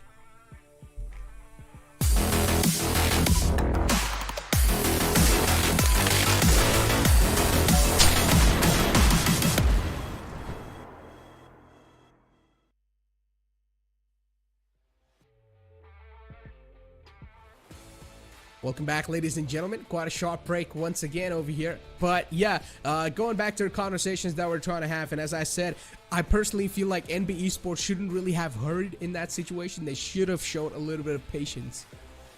They could have. They definitely could have. But again, I mean, you're talking about Akazi, you're talking about Mondo, and we saw the kind of caliber that they were showcasing throughout the entirety of the game. There was no way those two lads were going to back out, right? I mean, they went head on head, even though the numbers were not in their favor. But that is what you have to do, because the points, I mean, we talk about the points, you did mention it when the day started off as well. It has gotten a little ludicrous how difficult it is.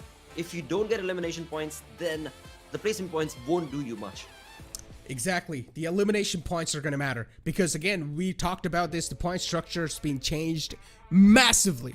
So this point structure, as we know now, you're not really going to be getting a lot of points for that placement. You will need to rely a lot on those elimination points too, and there's a reason why we are also seeing those fights where teams are trying to go against each other, trying to get those points. We even saw Stalwart Esports accumulating so many points. Even NB Esports at the end of the game had so many points. But ladies and gentlemen, let's find out who was the MVP of the previous game. Well, it has to be IC right here with 7 eliminations, MVP rating of 5.87. I mean, he was on a rampage in this game, of course. When it comes down to Stalwart, of course, they needed an opening. They needed to showcase that they are still part of the lobby, and that's what IC did, along with, of course, Action then catching up a little bit of the LMs as well. But IC was all by himself. We saw them multiple times taking on fights and creating those flank angles all by his lonesome. So definitely deserving of the MVP. Exactly, a lot of sevens in his stats right there. 7 eliminations, 7s knocks, and even 587 MVP rating right there. But overall, IC of course did a fantastic job, and at least with the way IC's been able to perform, I mean, again, I know I can't really say a lot considering it's just the first game where he's been able to pop off like this, but still, with the way he played with the team, the way he's looking like, the way he's playing so far, it does seem like he's a lot more confident. Indeed, it definitely does showcase the, you know, the hunger to, of course, be the best right here in PMPL South Asia, and that is something that Stalwart has done fabulously for this game. But now the question, of course, still looms on ahead, that consistency that we talk about, right? That is where the key is. You have to be consistent. I mean, one really good game is wonderful, but you better be able to do that every recurring game that you're going to be playing, and that is what is in the end going to result you to play that bonus game, which of course is going to be played on day number 5. That bonus game, a lot of people's eyes are going to be on that bonus game, and it's the similar type of format that we had last year too, and we know how important the bonus game gets considering you get a little bit of head start in the grand finals, and we all know that head start is going to mean so much when you are eyeing out to be one of the best out there inside South Asia. Absolutely, and again, I mean, this time around, Necro, the best part being, I hope you'll be able to tune in along, of course, for that game, because the map is going to be Vikindi. Right, I mean, that is the most wonderful thing that could have taken place, and of course, 2023, right here we are with PMPL South Asia, and we do look forward to what teams are going to be able to, of course, qualify for that. But for now, we know that only 16 teams are going to participate, and so it's going to be a tough 4 days for these teams. Blotter, you know what? We've been talking a lot about, you know, random stuff. We've been talking about all these teams and all that stuff. And now enough talks about teams. It's not random, dude. It's not random stuff. yeah, but now it's time to come directly to the point. All right, it's time to get directly to the point. But before what I was trying to say, I'm gonna hold my thought and let's take a look at the top players for now, right? Because I feel like the previous top players really do matter. And let's take a look at the top players. Here we go. IC, with of course a lot of eliminations, he's going to be leading the charge in that one. Mondo is going to be there on the second spot. Then you're going to have Akazi, Fistboy, and Jirov. I mean, I got to say, Mondo really stood out to me with the way he was playing. He was always in that front lines. He was always trying to make a difference. True, definitely. And again, he was so on point as well when it came down to taking on those fights, and those sprays connecting to the, of course, to the opponent. That was just so precise and so wonderful to be able to see. But that is the kind of skill set that PMPL South Asia has, you know, nurtured over the years, and that is what we love to see now. Wherein, of course, these kind of players just stand out. And with that, let's of course also talk about the match ranking. And we know who got the chicken dinner, but let's also have a look at how many points did the other teams walk away with. Ooh, match rankings in front of us. Even though SITM Esports won that game, it doesn't matter. This is what we talked about. The placement points have been reduced massively. So what's going to matter is those elimination points. And look at them. They had 14 elimination points, Blotter. 14 elimination points. And it's just the day one. Indeed, that's like taking 3 squads down. That's just the kind of wonderful play that NB Esports has had in this map of Miramar, of course. But now we'll have to see raw officials the next time they jump in. Is this going to create a rivalry right here on the map of Miramar, or in general between these two? If it does, that would be incredible, because the storyline would be so epic. On day 1, Raw completely got thrashed, and then, you know, come in day 4, day 5, and it's a completely different turned around story. And I'm not going to lie, even in the pregame segment, I said this. From South Asia wildcard, not just this year, even in the past years too, we've been getting those hidden gems all the time. And it seems like once again, we found a hidden gem, which is in the name of NB Esports, and they've been able to just dominate this stage, man.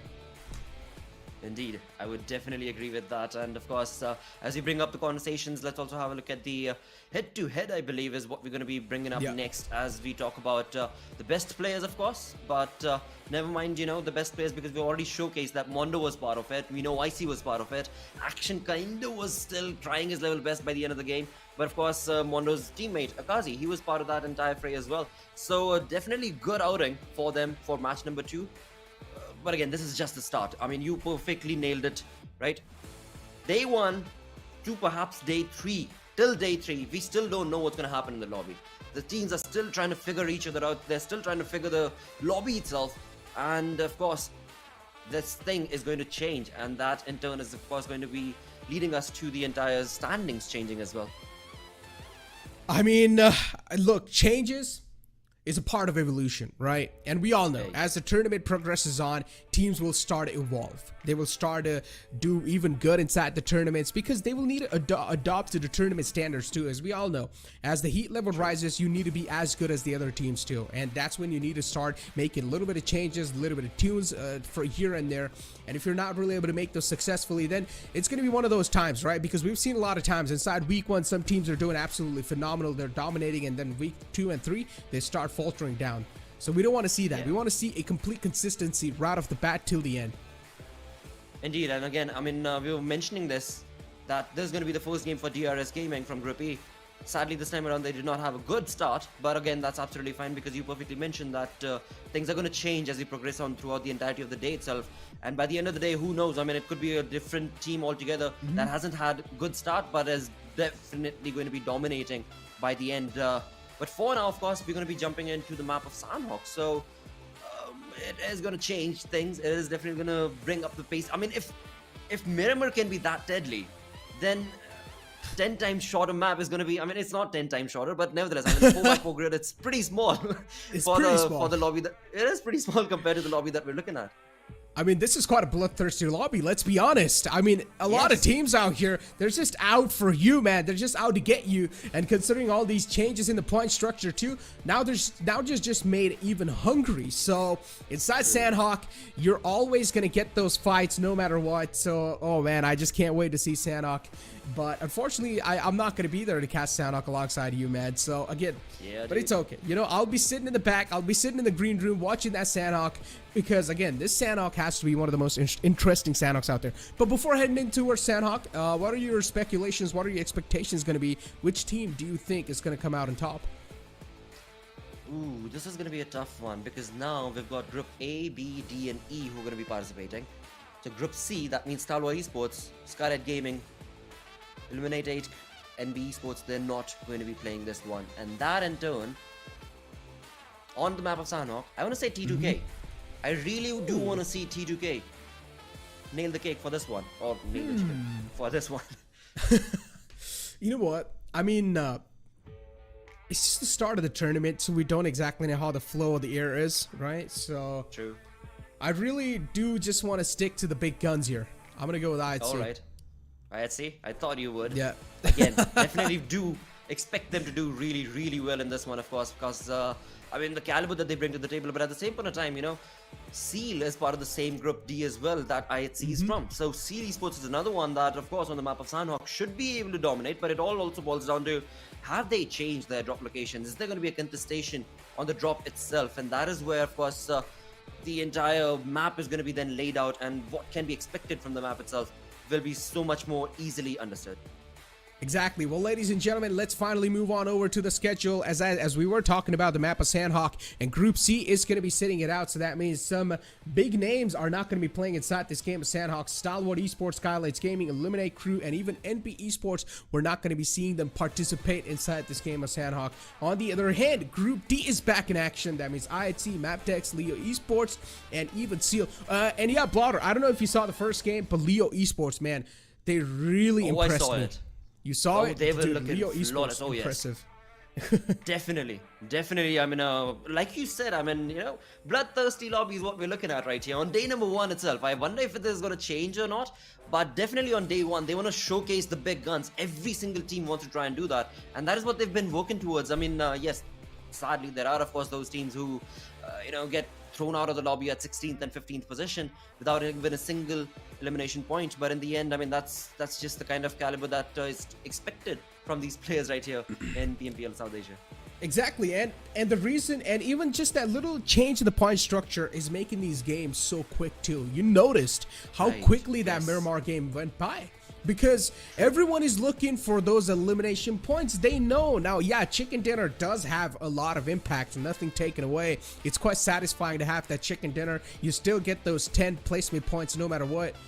But it's not as many points as you used to have back in the day. You had like what, 15 points for a chicken dinner. That's a lot of points. Yes, that created a big stark difference when it came down to the teams who were just leading the charge, you know, getting back-to-back chicken dinners. But now it's not about just getting that chicken. You need to quench your thirst properly And that's what the game is for. That's what the battleground is for, right? And that's where, of course, the elimination points come into play. And that is something, like you perfectly mentioned, is what these teams are definitely working towards. But let's see this time around if we can expect the same kind of caliber that was showcased from the side of course, Leo Esports in game number 1. Like you mentioned, IHC Esports, another big name that's going to be playing in this game. And at the same point of time, of course, we still do have SITM, the team that just got a chicken dinner in the map of Miramar. SITM. One thing is for sure, if I want to give them a name, I'm gonna call them the Silent Assassins, because assassins are. I mean, yeah, people say that assassins are usually silent, but it's all the time it's not true. Sometimes assassins as well, they like to do some moves, take some risks where they know there's going to be even involving with them taken down. And that's what we saw. SITM, that one push where they made against their enemies, it seemed like there's a high chance where Stalwart Esports could have defended that, but then later on they had one man posted up in the back lines all the way at the top, and he was providing a perfect cover fire, and he helped those two players in the front. So SITM, things are looking pretty good for them, but I really do want to see, again, as I said, it's just the first couple of games. It's just the first day. You can't really make a lot of assumptions. You can't really make a lot of speculations because we haven't really seen these teams' play styles. We have just seen them once or twice, and it's really tough to say that if they are going to be sticking to the same playstyle or not, because again, this is a official tournament, and in official tournament, people will try to make changes on every single step of the tournament. Absolutely, and that change is exactly what we're here to witness as well. And of course, if that change happens during the match, even better, right? Because that is what we would love to, of course, like Fixers used to call it, the masala in the game, right? Because that is what is needed right here. If a team is doing really well, then they need to be thrashed down and brought down lower on that leaderboard, so that there can be a lot more rivalry and a lot more action-packed games that is left for us to witness, you know. And in that, you know, another few names that come to my mind, of course, Bad Intentions, for example. Bad Intentions, they could have done better. They had a really good positioning over there. But nevertheless, let's jump into the game now. It is time for match number 3. That is going to be played on the map of Sanhok. And of course, we bid adieu to Necro. And of course, now joined in, we are with Shadow to take us through this game. Shadow, any expectation? Oh, definitely high expectations, because earlier we used to see crazy circles or unusual circles. That is jump in to the conversation as we have the flight path on our screens, clearly dissecting the map. I mean, it doesn't really matter. It's a small 4x4 tile map, so of course it's not a big difference wherever the flight path is going to be. And with that, Shadow, you've joined in. Any expectations? Yeah. What would your prediction be from this game? Oh, prediction, definitely not going to be so easy. I wanted to say NBES, but they are sitting out in this particular one. So maybe I'll go with Leo Esports, because Leo, definitely, the way this team played the very first game, 10 finishes. And was I seeing it correct? 14 finishes from the side of NB Esports in a map of Miramar. It wasn't easy at all, but looks like the action is already starting in Spine over there, where Team IHC, well, they are punishing the players of DE, and looks like Godless has been punished because he has been taken down. Trades are coming back and front from the both sides, and it is IHC who has managed to get 3 defeat points. Godless was taken down, but he's going to get an easy revival this time. But IHC again heading to a very good start.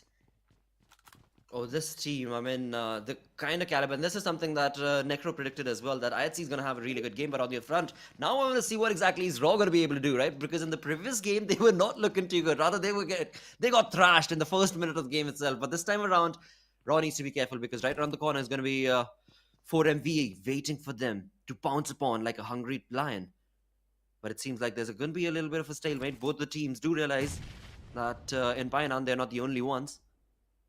And this is something that on the map of Sanhok does tend to happen quite often, right, Shadow? Because the stalemate situations, many a times the teams just try and, you know, sneak around and take as much time as they possibly can before they jump into the fight. But it seems like Leo is not going to be doing that right here as they take on Venom right here. As Venom's creating one by one, they all go down. It's just one final player remaining from the side of Venom itself, and it is going to be UMP Smokey against, well, never mind against what, because Venom has been eliminated. Look at that anger, look at the chaos, and of course the happiness right here being showcased through the emote. And at Painan, the Hungry Lions have pounced upon, and that's going to be in the name of course 4MV as they thrash the players of Raw. Well, the action is not stopping from the very start of the game, and this time we have 4MV going up against the players of Team Raw, and looks like Team Raw, they are not looking good at all, and Refuse takes down the last player. The numbers coming handy for the players of 4MV, and in a matter of few minutes, 2 teams have been eliminated from the lobby blotter. What is happening? This is not the Sanhok we usually witness, because yes, I agree, Sanhok is a very fast map, but in a matter of few minutes, in the very first circle, 2 teams have been eliminated. What is happening? It is just pure chaos and blood-hungry players who have joined into the lobby of PMPL South Asia this time around.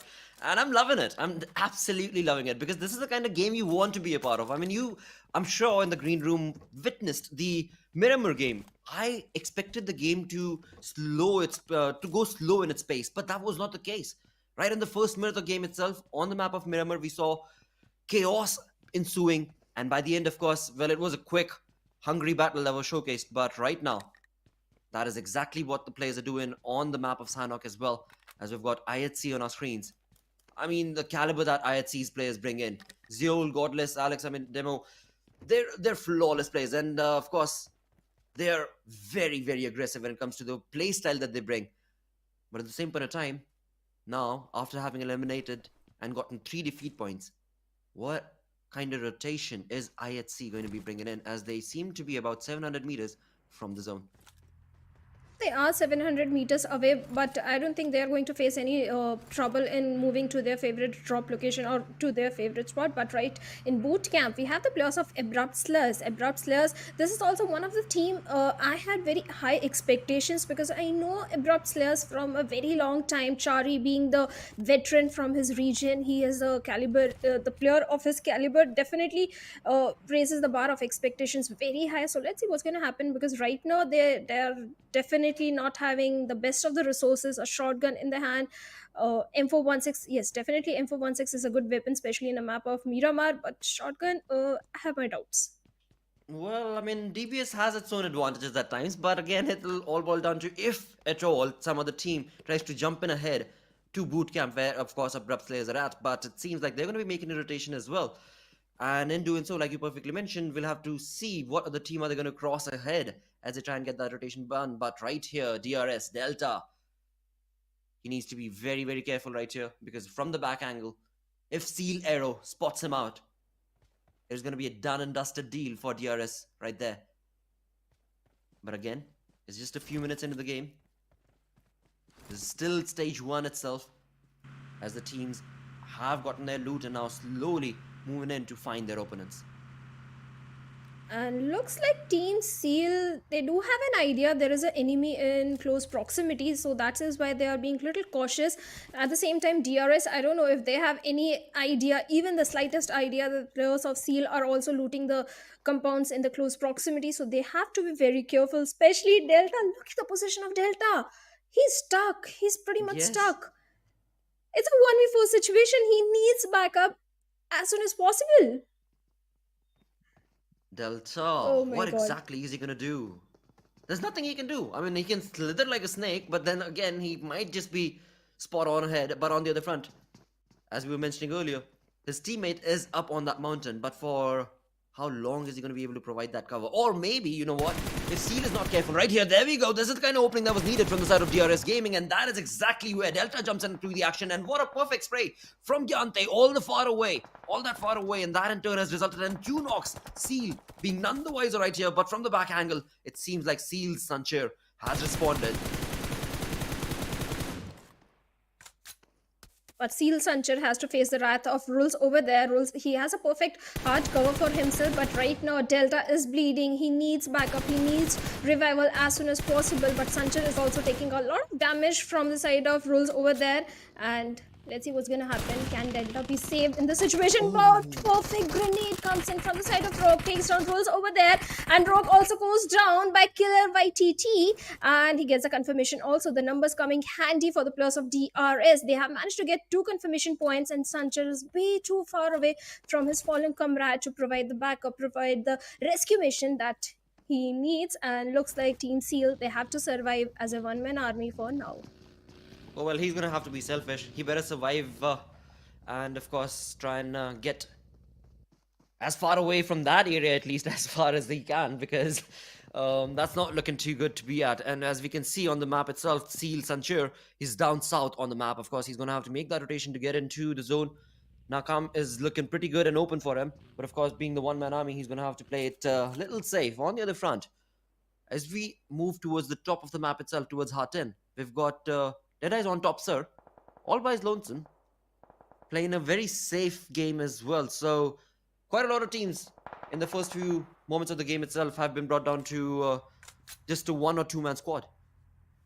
Even the players of Abrupt Slayers, last time in Miramar, they didn't have a very good outing. They were taken out pretty early in the game. This time they are looking for the redemption. Right now in front of them are going to be the players of TRZ. And they better be careful because whenever it comes to Sanhok, if you are not in cover, if you're out there in the open, you don't know from where the shots will start coming in and you will be taken down pretty early in the game.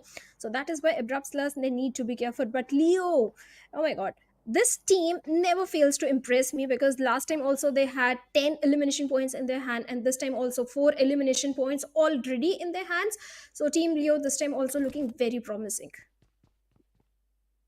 Indeed. They definitely are.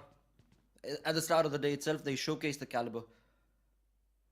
And that once again is something that Necro mentioned and praised them for quite a lot. But now it seems like we've reached a little bit of a lull in the game, as the teams have taken a slow-paced approach right here before they jump into the action, of course. There's only stage 2, this is only second zone that we're still at. And already so many players have been eliminated. Only 46 total players remain right here. Where we've got TRZ right in front of us, of course, and they wait to get an opening against Abrupt Slayers. But who will get the first knock? Who will be the one who will create that first impression and, of course, push on ahead? Because that small little river is going to be troublesome for them to push in to create those perfect elimination points for themselves. So for now, TRZ and Abrupt Slayers, they just wait. It's not going to be so easy to cross that single river that is separating the two teams because the movement speed is going to get slowed down even if you try to cross that river. So you have to be very cautious. But right now the players of SITM need to be careful because looks like Team Elementrix is trying to infiltrate in their compound and Dobu is hiding behind that compound, surviving those grenades that might be coming again from the side of Elementrix. It's a 1v2 situation and Dobu needs a backup as soon as possible. Oh, he definitely does, but it seems like Elementrix 3-man army, they have not been able to do the kind of damage that was required from their side on the other front. Dobu has pushed them on the back fronts as he himself takes on the fight all by his lonesome, but on the back angle, we do have a third party approaching as well. That could be HIGHVOLTAGE, who could bring down the players of Elementrix, but for now, Dobu does not want to fall back. He does not want to run away from this fight. But And again, he all those certainly utility... He certainly doesn't want to run away. He has to take this fight. There is no other option.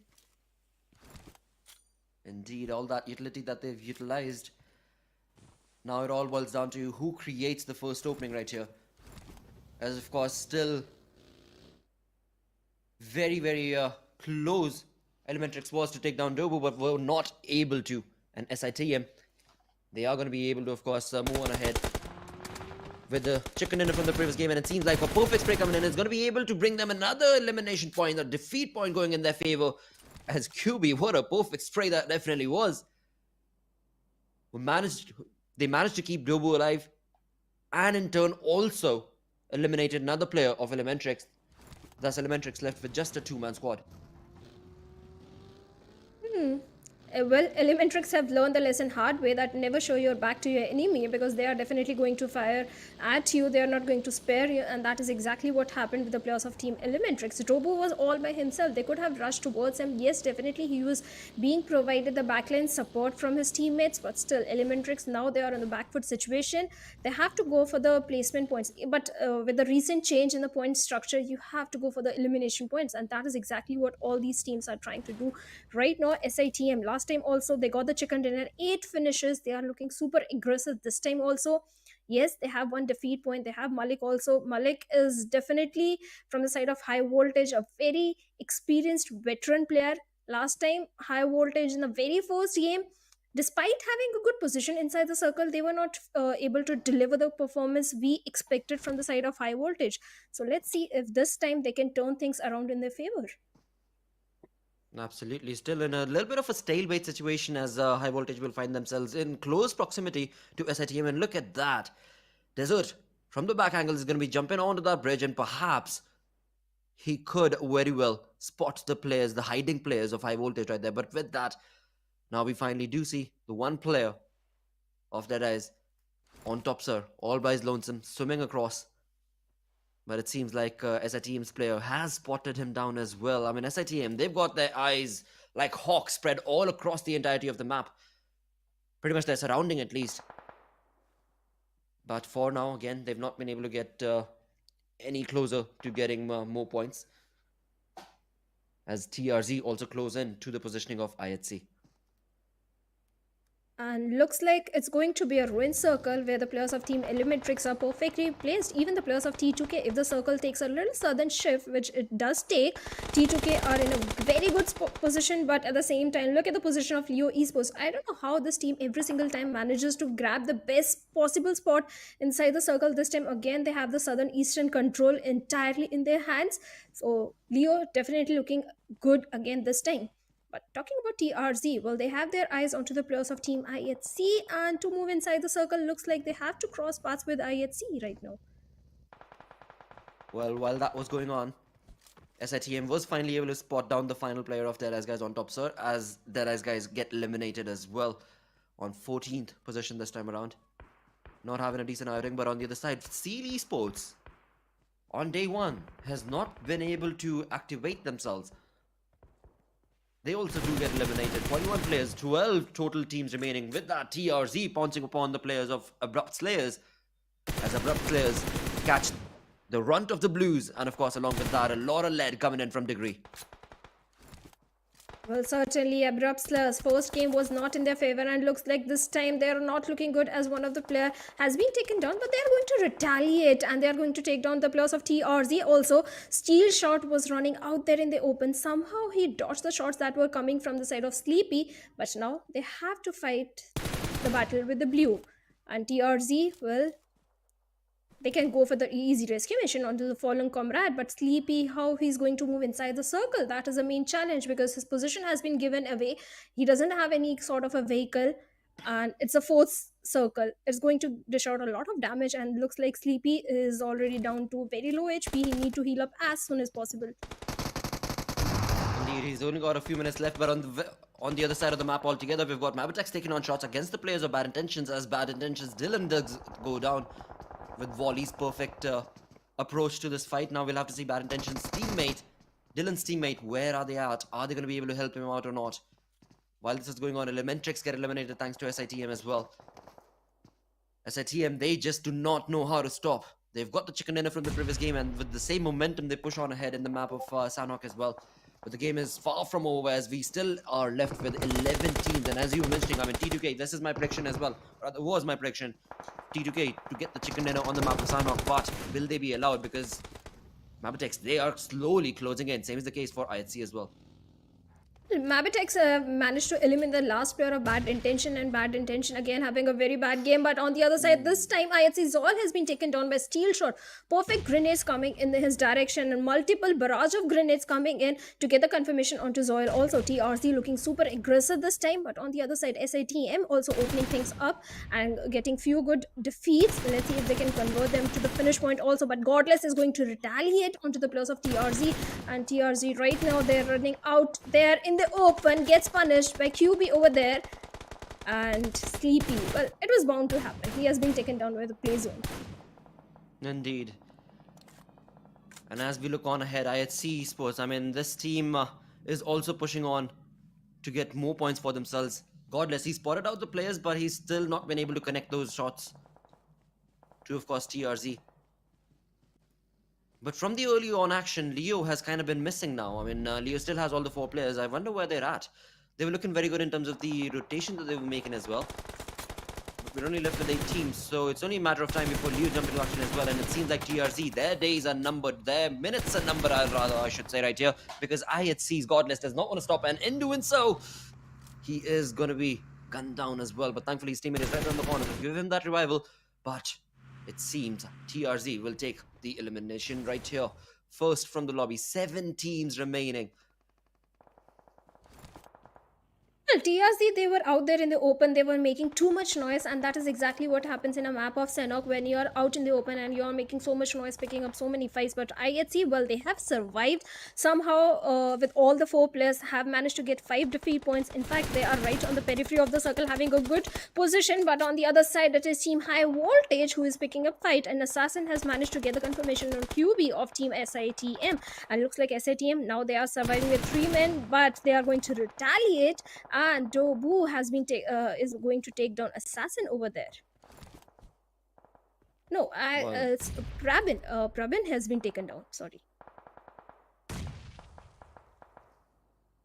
Well, for now, it seems like SITM, they have a lot of trouble that is going to be brewing right next to them, because it is going to be Malik with the UMP in his hand from High Voltage who's going to push on to take on the shots.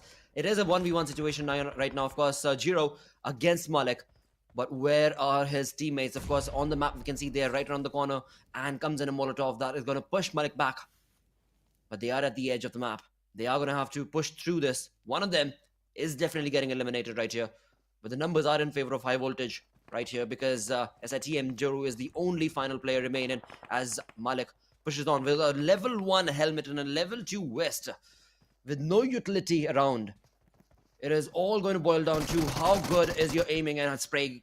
And that is where it's at. Malik showcasing the prowess. And SITM get eliminated on the 7th spot with that. 6 teams remaining up on top. There we are. Leo, they've been so very quiet, but hungry for those elimination points. They have spotted a perfect compound on top of the mountain, and now slowly closing. It is going to be IHC's Alex. Well, Alex is certainly closing in the distance towards the players of Leo. Perfect grenades are coming from both the sides, but Alex's position, I think he has been spotted down, and this time Haidami is going to retaliate with a grenade, but that is not required because Liquid with it UMP45 is going to take him down. But retaliation fire. Smokey gets taken down by Demo of IHC. Godless is the only man standing over there. He has to go for the rescue mission onto the fallen comrade, and so do the players of Team Leo as well. Indeed, 18 players remain in this lobby. IHC, they are pushing on every single side against this compound of Leo. But Sus, he knows exactly where they're at. He's bringing in those nades to perfection, and that in turn is bringing down the health of IHC's players quite by a huge margin. But now we'll have to see, will IHC still try and, of course, push through the same angle, or are they going to fall back? Best part about Leo right now is the flank that they've created against IHC. And being on top of the ridge, of course, gives them the advantage. But none of these two teams have been able to take down each other. And in the background, we do see High Voltage are slowly but keenly waiting for a third party in this fight.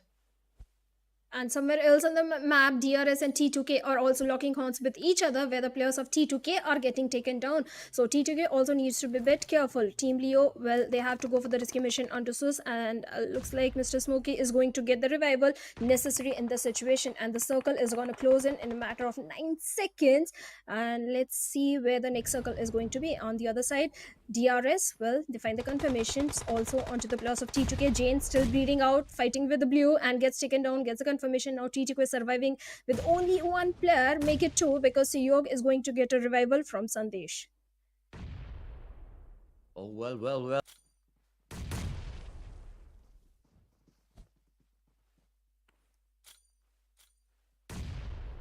Well, certainly, but DRS, they are slowly closing the distance between the players of T2K and themselves. Rules lobbed a perfect grenade to buy some time and move inside the circle. But in circle, there are the players of Team Leo having the numbers advantage as well. But right now, Leo is engaged with the players of Team IHC. But DRS, perfect grenade takes down CEO of T2K, and looks like T2K are having a very hard time, but they are going to retaliate. Sandesh with a perfect grenade finds a knock onto the players of DRS, and same goes for the players of Leo also, but this time it was Godless Grenade that takes down High Dami, but Liquid also takes down Demo, getting the trades and a confirmation also. But Godless, what is this man doing with the DBS? Takes down Source, gets the confirmation also, and Table turning things around for his team, but having the numbers advantage. Leo Esports, well, they have managed to eliminate IHC. Oh, I was just waiting for that fight to go in their favor, for IHC's favor, and then I could have told you that this is the reason why you need to have a DBS in your hand, but it seems like DRS this time around, Shadow, have taken a perfect leap, and that in turn has resulted in them sitting at 9 defeat points already, and with 2 teams remaining, 4 MVs, 1 final player. This is DRS's game. There is no two ways about it, but do they know where this final player is at? That is the main question, but 4 MVs East, 922. He's slowing it down. He's bringing in those utilities and slowly pushing back DRS's players. But once again, the best part for DRS is the numbers advantage that's going to be favoring them. And that is going to be perhaps the end where 4MV's player, he tried his level best, but he only could get that far because DRS, the real soldiers, they are back in action and they've taken this chicken dinner with a storm. Well, certainly they have DRS. I was in fact thinking before this game, where is the DRS? Because last time DRS was having a fantastic run in the match of Miramar. They managed to grab only 3 elimination points and were taken out pretty early. But this time they were looking for the redemption, and they have definitely done it by getting the winner chicken dinner for themselves. They managed to eliminate the entire squad of T2K through those perfect grenades, and with that they were unstoppable. Indeed, I think they walked away with what, 10 eliminations if I'm not wrong. They were sitting at 9 with 1 final player from 4MV remaining East, 922. But what a game. What a game that was for DRS, and so much needed as well. I mean, that is the momentum that the real soldiers needed on day number 1, and that is what they've achieved right here. But it could have actually gone either ways between if Leo had not been on that ridge position and IHC could have taken that, then I think it could have changed. But again, you know what, there's no point speculating because we know the result, and it is going to be DRS Gaming walking away with a chicken dinner from the map of Sanhok, of course. But it was a very good close-knit affair. And again, talking about those few select teams that you mentioned, I mean, Abrupt Slayers, Bad Intentions, they're just not having a good day number 1. But with that, we'll be right back. Stick around.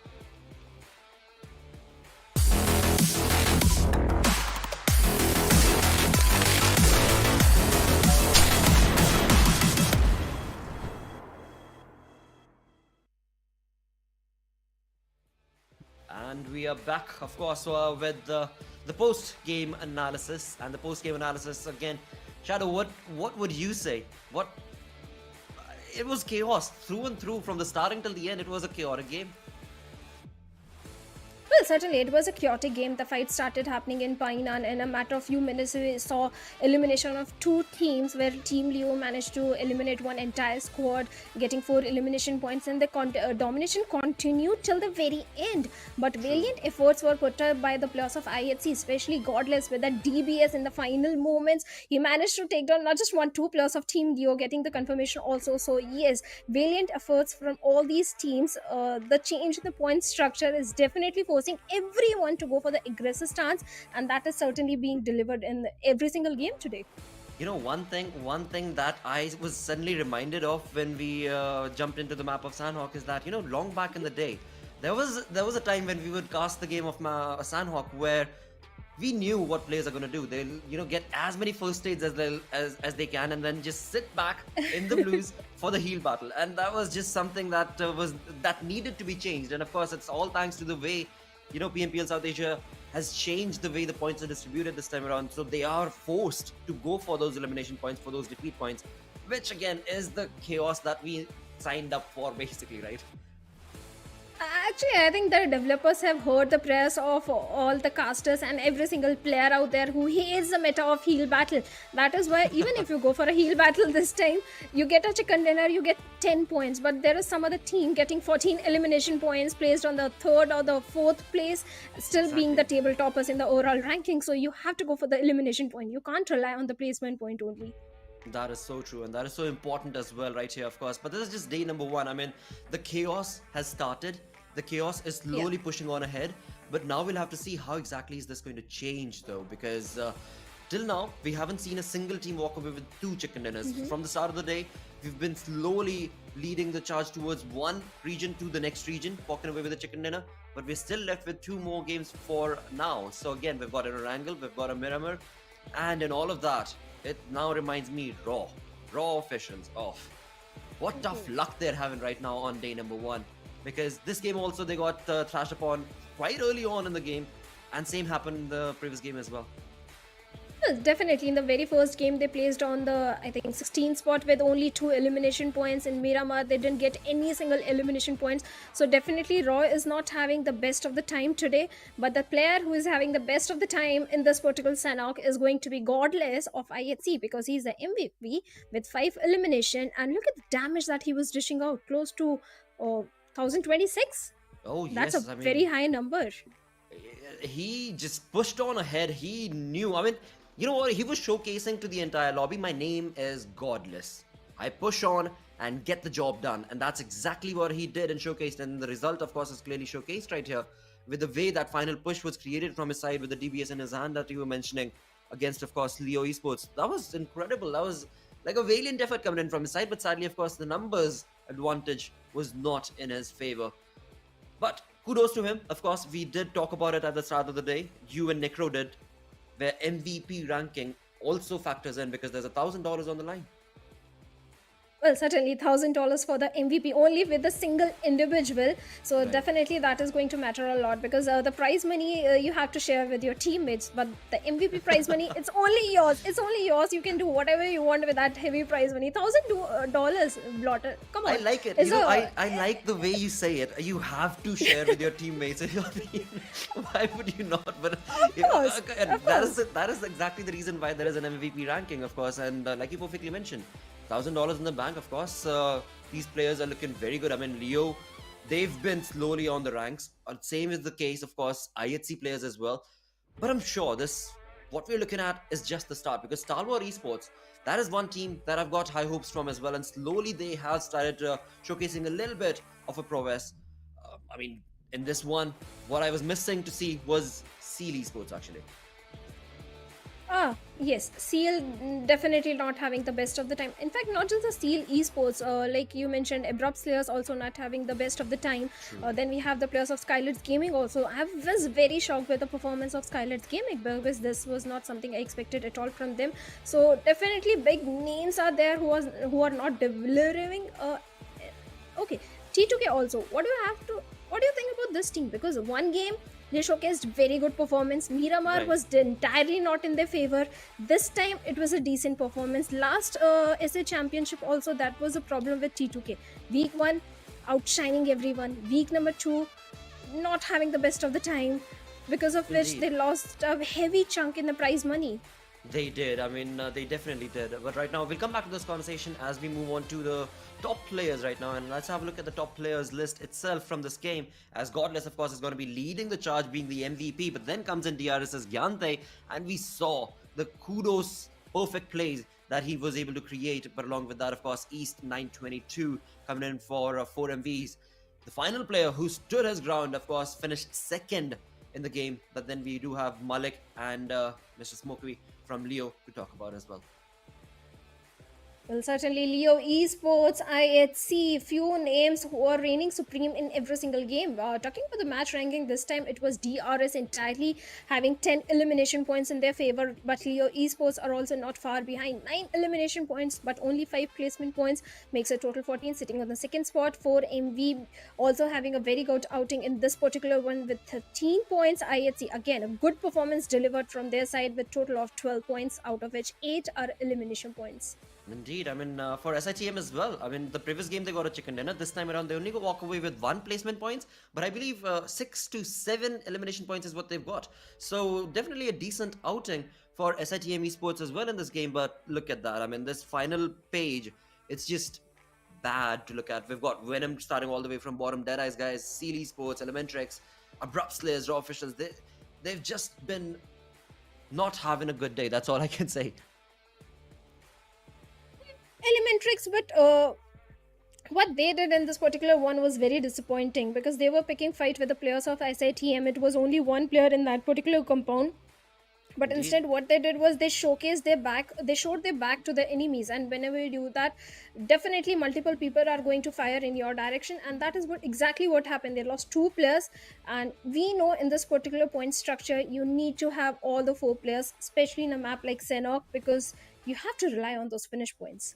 Oh, you have to. You so do have to. And again, when it comes to the way SITM approached that fight, right? I mean, never mind SITM. Let's just talk about the way Elementrix actually stepped back. They knew exactly where the player was. They were bringing in those utilities, and then decided to smoke the buggy and just rush off. Which again, like you perfectly mentioned, is not the way you want to be playing in this lobby. Looking at how aggressive and how blood hungry this lobby is and the players are, it is definitely going to be tricky if they keep playing this same approach. On the other front though, if we talk about high voltage, they had a decent game as well, I would say, because high voltage, they were able to spot out players. They were able to Malik, the fight that we saw against, of course, 1v1 that he was able to bring in, looking very good and very much in control of the fights that they were taking. Well, fortune favors the brave. I'll only say this because high voltage, they are brave enough to go for the fights. They're not shying away from the fights. But talking about the schedule, we are done with 3 games. Now it's time for the 4th match that is going to be played again on Miramar. Last Miramar, it was SITM who dominated. But this time, Group B will be sitting out. That means 4MV, T2K, DEADEYES, and Bad Intention, they'll be sitting out in this one. Absolutely. And now that means we are going to have to see what exactly is going to take place right here. Will IHC, my apologies there, dominate? Will NB Esports, they're back in action? Will they be the one leading the charge on this Miramar game? Raw officials are going to be able to see if they can, clutch out decent points from this game compared to the way their previous Miramar went. Of course, they are going to be very, very hungry and, of course, vengeful as well. But it all boils down to, of course, speculation from our side, because in the end, it all will be factored in as to where they drop, how they rotate, and where the fights take place. But one basic question I have for you, Shadow, is going to be the way we saw game number 2 on Miramar. That was a very quick game. Do you think it's going to be the same this time around as well? Maybe, because Leo Esports, NBES, all the top performing teams, all the aggressive teams are definitely in the lobby, so they want to grab elimination points. They know it that in the initial stage, grab as many points as much possible, because in the later stage, or the opponent teams are going to have a read on you. They are going to come with a counter strategy. They are going to cut off your rotation. So on the very first day, grab as many points as much possible, and that is exactly what the top teams are doing right now. Absolutely. In all of this, one more team I would love to see to at least get a little bit of the limelight. It is going to be Seal Esports. I really wish to see what exactly have Seal Esports done thus far on day number 1, because it hasn't really been much in their favor. And this is the game where maybe they can change, because this is something that you and Necro spoke about at the start of the day itself. You have to be consistent. Consistency is key right here. Missing out on these opportunities automatically puts you at a step back when it comes to the bonus game that will be played for, of course, day number 5. But right now, we've got to ask that age-old question, Shadow. What team would you predict walking away for this chicken dinner? NB Esports. I don't know why I feel NB Esports, every single game they have played, both the games, they have high elimination points. They only need one chicken dinner, so I think NB Esports. Alright, well, you're going with NV Esports, and NV Esports is definitely a good one, but on the other front, what I'm going to go with is going to be Leo Esports. I really wish to see Leo get this chicken for themselves, but you know what, it doesn't really matter, because after all, it is going to be a chaotic one. It is definitely going to be a lot more exciting than the first one, because now the teams actually kind of have an inkling and an idea as to where their opponents are going to be dropping down, what sort of fights and rotations have the other opponents been doing, and that perhaps will maybe factor into this game as well. But let's find out. Let's jump into the game, and of course there's going to be game number 4 of the day.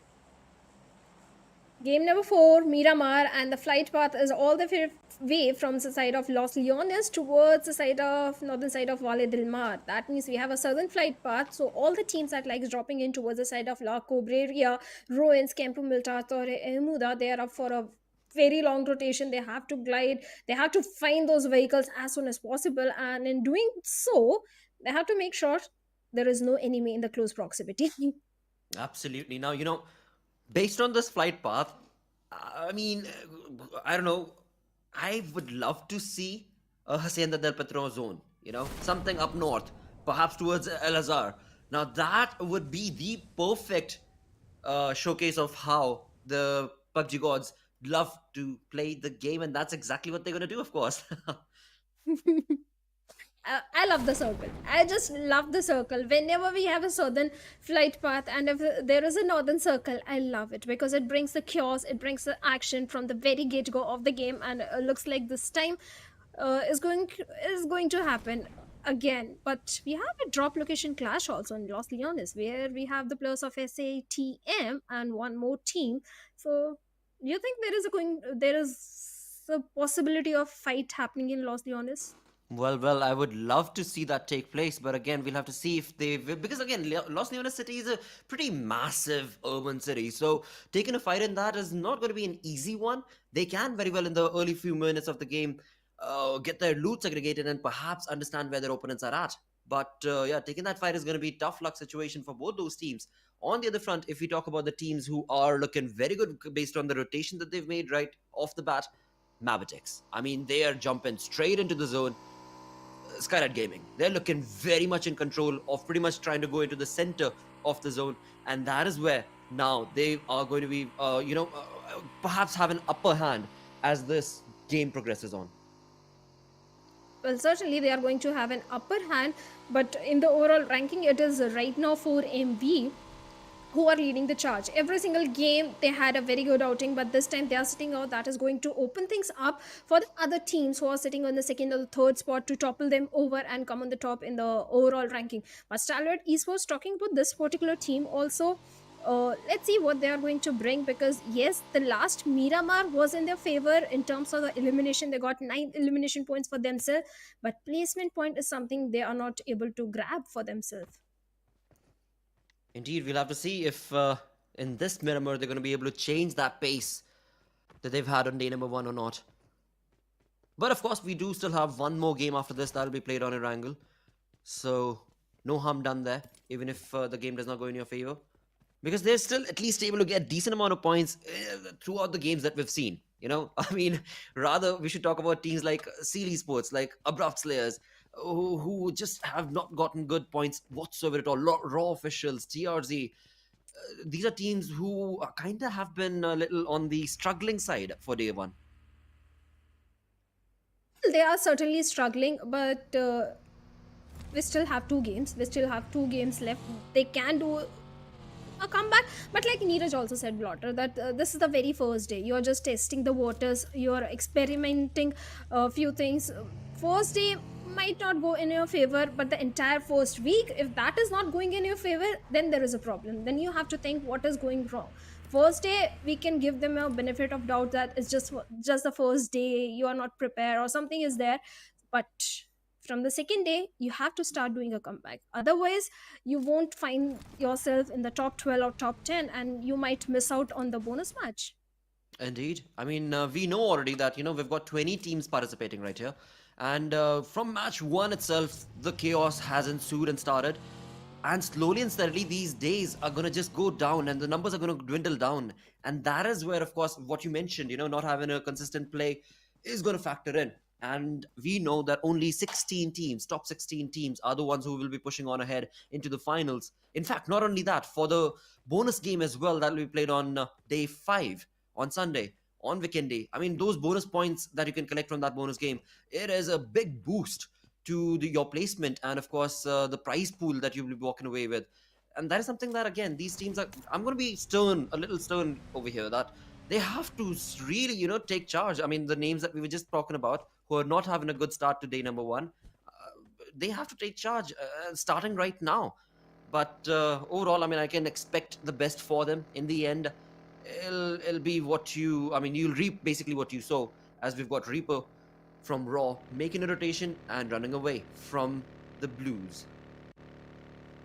He is running away from the blue. He has to go for the quick rotation, but like you mentioned, Raw officials not having a very good day in the very first game. They were taken down pretty early with only 2 elimination points. Second game, 0 elimination point. Third game, only 1 elimination point. And this is something we don't expect from the plus of Raw officials at all, because if this is something that is going to continue for the entire week, things might not look so good for them in the long run. But on the other side, we have a fight breaking in between the players of Venom DEADEYES, where One of the player has been knocked out. Smokes are being deployed, so that means easy rescue mission will be coming in, but they have to be careful of Claw from Raw because he's going for the height advantage. Well, this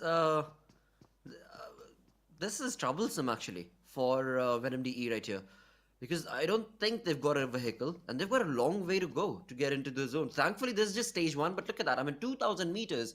You're not going to be running your way through 2,000 meters to get into the comfort of the zone. And again, this is another team, Venom DE, who have not had a decent outing thus far in the games. I mean, yes, they've been part of individual fights, but as far as the points accumulated is concerned, they're not looking too good. But you know, they can still perhaps chase that target.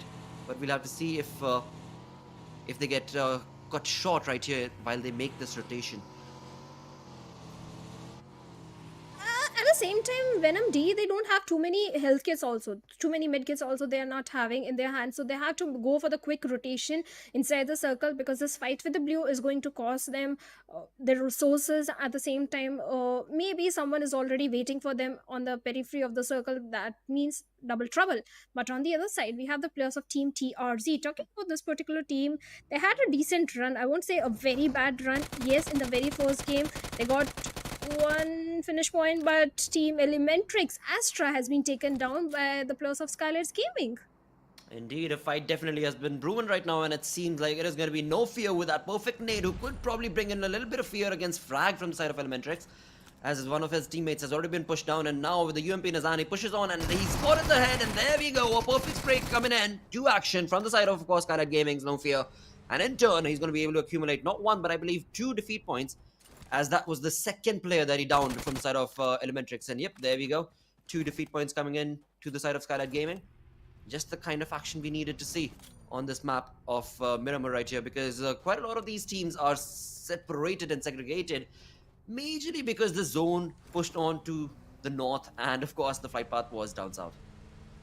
Well, certainly we have to go for the few early fights. That is exactly what is happening between the players of Team Venom DEADEYES and the players of Team Raw, where Team Venom DEADEYES, they are grabbing few good defeat points, and Team Raw again having a bad start, I'll say. But SKYLIGHTZ Gaming, this is a team I was very shocked because of the first 2 games, the way they played, a very bad performance coming from their side. But looks like this time in the third game which they are playing, they are looking pretty much confident. So many rotations are coming from the southern side of the circle.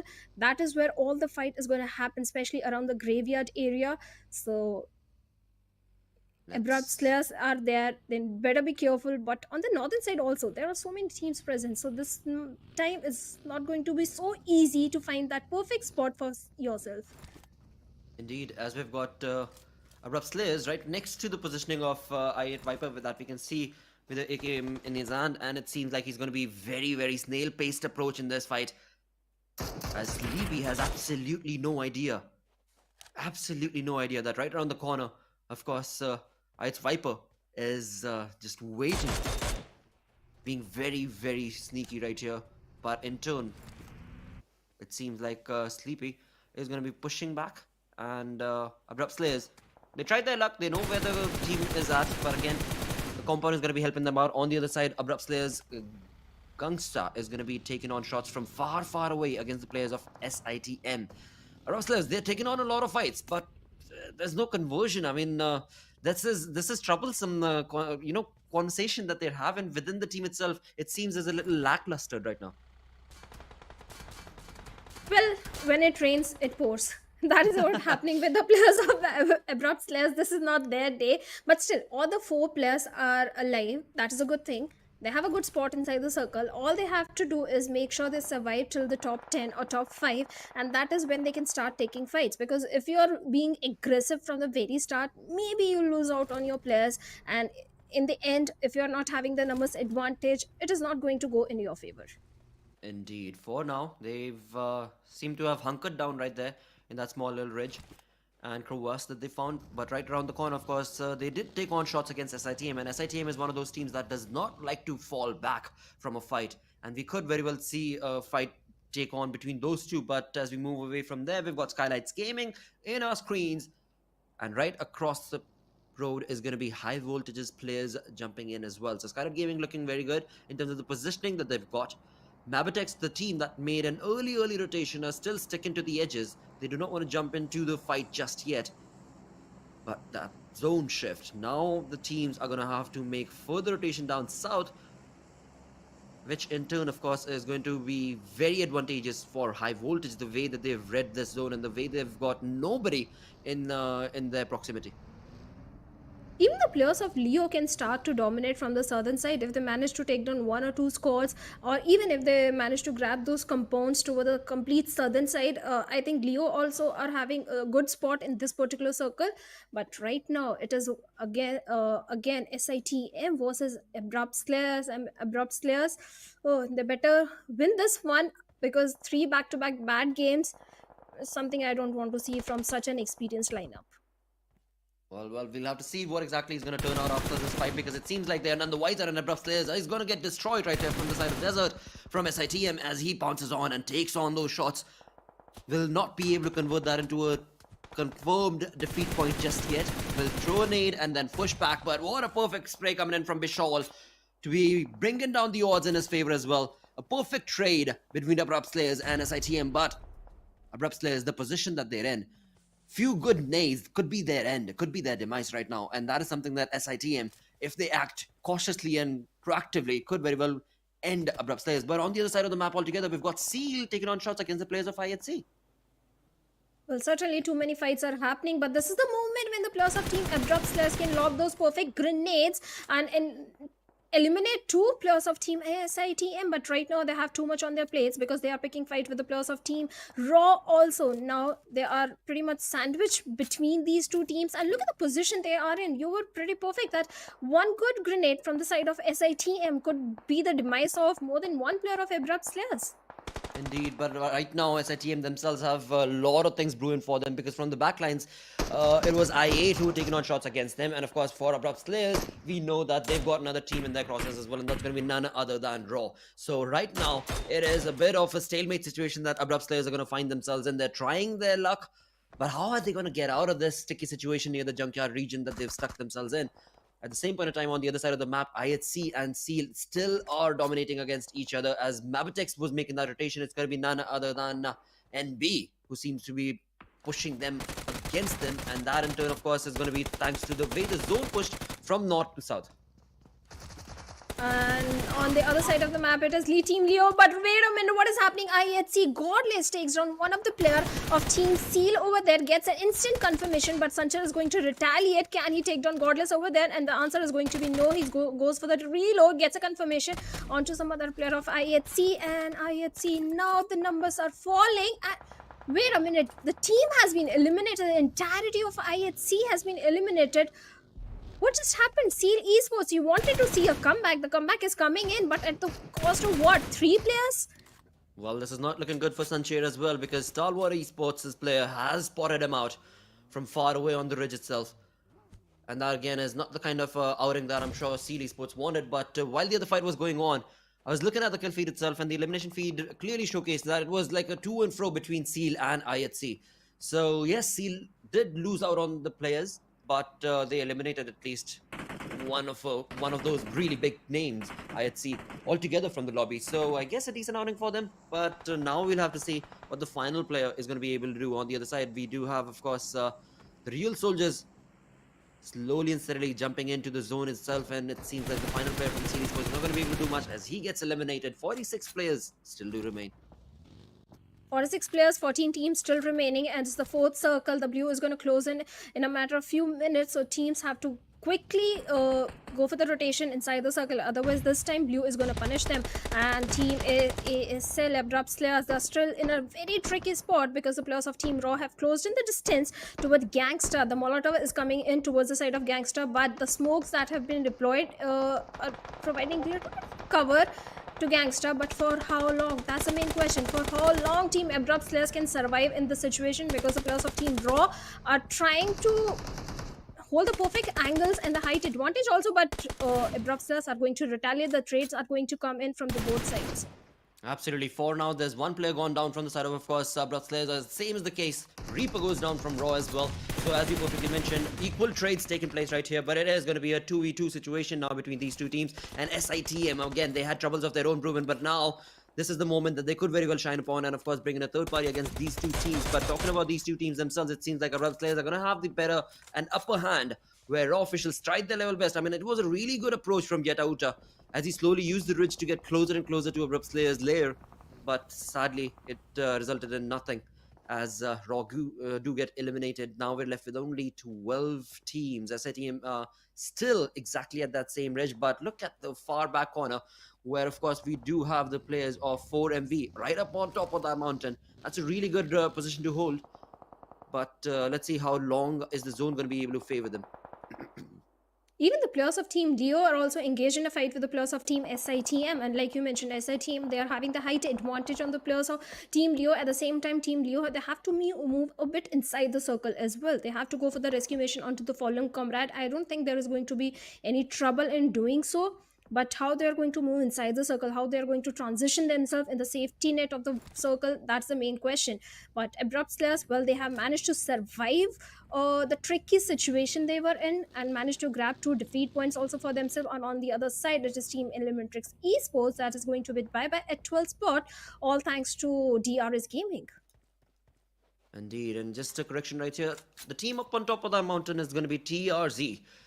In the red, and they are right above Leo Esports as well as SITM. So that position that they're in, it could turn into a very advantageous one. On the other front, as we do have Venom DE on our screens, they seem to have made the rotation perfectly fine with all 4 players still standing. And coming in from the edges of the northern side, it seems like they don't have many teams around to worry about. Or perhaps I am wrong, because there is I8 right around the corner. And of course, the buggy and the vehicles are going to be making a lot of noise, which could draw a lot of led towards the positioning of Venom DE. But let's see how exactly are they going to tackle this situation as they get closer and closer to I8's position. I think they're going to just hold on to the periphery of the circle for now and then scout the area, and then if they find a clear path, they are going to move forward in the circle. But right now, Maptex Esports, well, they have spotted on the players of SKYLIGHTZ Gaming, and looks like SKYLIGHTZ Gaming, they're also out there in the open. But Maptex, they need to be a bit careful of the flank angle that might be coming in from the side of AJ over there. So let's see what's going to happen. But for now, these teams are going to focus and prioritize the rotations because circle is still 215 meters away from Maptex Esports. Indeed, and Maptex was one of the first teams to make that early rotation towards the northern side of the zone itself. But now, as the zone made a curveball shift down south, it seems to have put them in a very precarious situation. They've got 4 defeat points, but in result have already gotten 2 of their players removed from the lobby. So Maptex in a very troublesome situation in this game right now, with the numbers definitely not favoring them. But again, I mean, the one team that is looking very much in control is going to be High Voltage. I mean, the way they made that rotation pretty much in the center of the zone. Now we'll have to see what exactly comes out of that. But SKYLIGHTZ Gaming on our screens, of course, AJ against DRS. Now DRS again rules OG. He's not in a good position because he's down off that. Yep, I mean, the clear height advantage is going to be favoring AJ, and that's exactly what resulted in AJ getting the fight against the players of DRS. But it seems DRS themselves are going to be able to bring the fight to the face of SKYLIGHTZ Gaming. Mafia Ninja from up top, of course. It's just equal trades going on in this fight, where both teams have lost out on quite a lot of players. DRS still left with 2 of their players. Killer YT, of course, along with Gyante. Main opportunity right here is going to be to try and revive, but it does not look easy because SKYLIGHTZ Gaming, they have, once again, the upper advantage. They do have the upper advantage, but they lost Nima. AJ is still bleeding. He needs revival as soon as possible, but No Fear is pouring lead onto the vehicle of MAB Leo OP, and looks like the vehicle has taken a lot of damage, but the player is still standing strong over there. Now SKYLIGHTZ Gaming, Mafia Ninja has to make the mature decision and leave AJ bleed to his demise. No Fear is also having his own troubles because shots are being fired in his direction. Now he's going for the confirmation onto the fallen players of DRS, but at the same time, SKYLIGHTZ Gaming, they have to move few meters inside the circle, and looks like they have done so. But Killer YTT is lobbing grenades towards the side of Mafia Ninja, and if he lobs it to the perfection, maybe he can find a very good trade. Well, it seems this is getting into a heated fight between these two teams because they've lost on equal numbers, but the fight still continues on. I mean, 2 of the players from SKYLIGHTZ Gaming have been lost to the cause. Same is the case for DRS as well. But Killer YT pushes on his luck. But Mafia Ninja has something else in mind, where the perfect spray is going to be able to eliminate any advantage that DEADEYES were thinking about. And in doing so, SKYLIGHTZ Gaming, 7 defeat points is what they've got. With 10 teams still remaining in the lobby, the fight is not yet done. They are slowly inching towards a really good game for themselves. They've already, like I said, accumulated 7 defeat points, so the game is very good anyways for themselves. But with 10 teams remaining, of course, you do want to work towards a little bit of those placement points as well. Well, I was the one asking, where is SKYLIGHTZ Gaming? Where is SKYLIGHTZ Gaming? And this is where SKYLIGHTZ Gaming is. The way these players are playing, this particular one, 7 defeat points already in their favor, and they're still looking very strong. Yes, they have to move few meters inside the circle, but I think they can do so pretty easily. But on somewhere else, Stalwart Esports has been eliminated, all courtesy to the players of TRZ Esports. Now the fights and the action is getting more and more intense, as we have 9 teams, 30 players still remaining, and this is the 6th circle, the 7th space circle coming in, and SKYLIGHTZ Gaming, well, grenades are coming in. But what was that? No Fear had no gun in his hand. What just happened? Well, he stuck true to his name though. No fear, dude. He was just standing there and got mowed down. But sadly, of course, that in turn means that SKYLIGHTZ Gaming are left with just one man army that's going to be of Mafia Ninja. And he's taken a fight against the players of Mabatex, but Mabatex themselves are already pushing back. They do not want to take this fight. I guess they do not know that the team that they're up against has only one man army. But whatever the case be, it seems like Wally is trying to lob a nade towards the positioning of Mafia Ninja. Mafia Ninja, if you look at his UMP, yep, he needs those bullets. He needs those lead. And that's exactly what he's going to get right there. But how long is he going to be able to survive all by his lonesome right now? That is the main question. He's at the edge of the zone. It is going to be able to work out for some time. But from the back lines, of course, we saw that high voltage were around the corner as well. So tough luck for SKYLIGHTZ Gaming. But still, Mafia Ninja is in the game. 7 elimination points already in their favor. He has just survived. Just survived till the top 5 or top 4. And I think SKYLIGHTZ Gaming will be looking good in the overall ranking. But look at that. Dobo is having his crosshairs set onto the player of TRZ. But Dobo is also out there in the open. On the other side, TRZ player has a little bit of the ridge cover. And that is why a player is going to come right from the top and take down the player. Indeed. What is Dobo doing out there in the open with no cover onto him? Well, he was all by his lonesome. I'm sure he thought that he could just try and survive for as long as he could, but sadly, that was not allowed, of course, as Mamba just put an end to his troubled game. But along with that, high voltage now on our screens as they get closer and closer towards the positioning, of course. But right now, it seems like Assassin, his position has been caught. The smoke has revealed his position, and that in turn, of course, has given a clear advantage to the players of TRZ, where they are the ones leading the charge. But now we'll have to see high voltage Malik, this open push that he's trying to convert into points for himself. Will this be allowed from the side of TRZ or not? Because again, TRZ, they've got the numbers advantage, but they are falling back.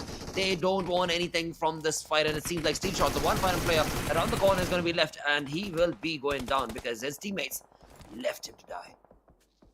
An assassin living up to his name is literally assassinating the players of TRZ over there with that vehicle coming in. Takes down one of the player of TRZ. Can he get the confirmation? I think Jigal can get the confirmation pretty easily. But on the other side, we have the players of Team Abrupt Players. Also, Chari taking down Smokey of Leo. Abrupt Players picking fight with the strongest team in the lobby. But on the other side, High Voltage Jigal has been taken down. The revenge the players of TRZ were looking for has been taken. But Mama is still bleeding. The numbers are definitely in the favor of TRZ. But Malik is going for the rescue mission onto Jiggle, and Assassin is somewhere a little far away from his teammates, but being out there in the open, running around, trying to find a cover, and Mad Cat is having the height advantage, but he has to deal with the 2 players of Team High Voltage, not just one, and Malik over there gets a knock onto Mad Cat and eliminates the entirety of TRZ. Well, high voltage, they are in action. They are definitely looking very, very good in terms of the way they took that fight without losing out on a single play. Of course, Jiggle will need that revival. But looking at that kill feed, we've got Maptex's Wally also bringing in some perfect sprays and eliminating his opponents right in front. And now we're left with only 5 teams remaining. Venom DE, the rotation that they made, I did not expect them to go all the way into the top 5, but they have, and they're still pushing on ahead, looking really, really good. But look at Abrupt Slayers. I mean, another name that we're bringing up in terms of not having a good day. They've got a really good one this time around with 7 defeat points converted, and make that 8 because Sleepy has just put a little bit of a sleep towards, of course, Riley from the side of Venom DE. And this is where Abrupt Slayers have also decided to showcase the perfect play and the perfect game for themselves. But Shawl coming out in the open gets punished instantly by the plus of Team DE Venom over there. Now then he needs a revival, but I don't think the revival is going to come in. The confirmation has already been made. Abrupt Plus now left with only 2 players standing. This is the moment when Sleepy should chime in and lob few good grenades in the direction of DE Venom over there, and that is exactly what Chari is doing right now. Farad on very low HP gets taken down by Sleepy. M416. Now Krita is the last man standing. It's a 1v2 situation for him as Chari with the DBS is already moving forward, giving no time for Krita to go for the revival onto his fallen teammate, and this time he's going to stick to M416, but the little vehicle is providing Krita a little bit of cover, but not for very long, as Sleep with the DBS coming into action eliminates the entirety of Venom DE. Abrupt Slayers, well, they were sleeping, but not anymore because they've got 10 defeat points and the game is not yet done. High Voltage is still in action with all 4 players still surviving and looking very, very good. I mean, High Voltage, they play a really good game. I mean, they play a tactical game where they try and get the zone working for themselves. They try and play a very passive game at times as well. And right now, it's the numbers advantage that might be favoring them. But all in all, up in Maptex, the team that made that early rotation, they've got numbers not going in their favor. But of course, the defeat points definitely helping them out. With 6 defeat points already confirmed from the side of Maptex Esports. This is looking like a close game for them, but numbers advantage are definitely favoring High Voltage. So the chicken dinner, nobody can steal from them. That is until and unless there is a third party against High Voltage itself. At the same time, the majority of the real estate control High Voltage can have them for themselves, because look at them, they have the entire control of the western side. I'm sorry, like you mentioned, they have the numbers advantage as well. On the other side, Leosos has been taken down the play zone, and Team Leo Esports with bye at 4th position. But Abrupt Slayers, this team, they are raining death and destruction everywhere in this particular one. The aggression that is coming in from the side of Abrupt Slayers is so very impressive. They finds one confirmation onto the plus of High Voltage.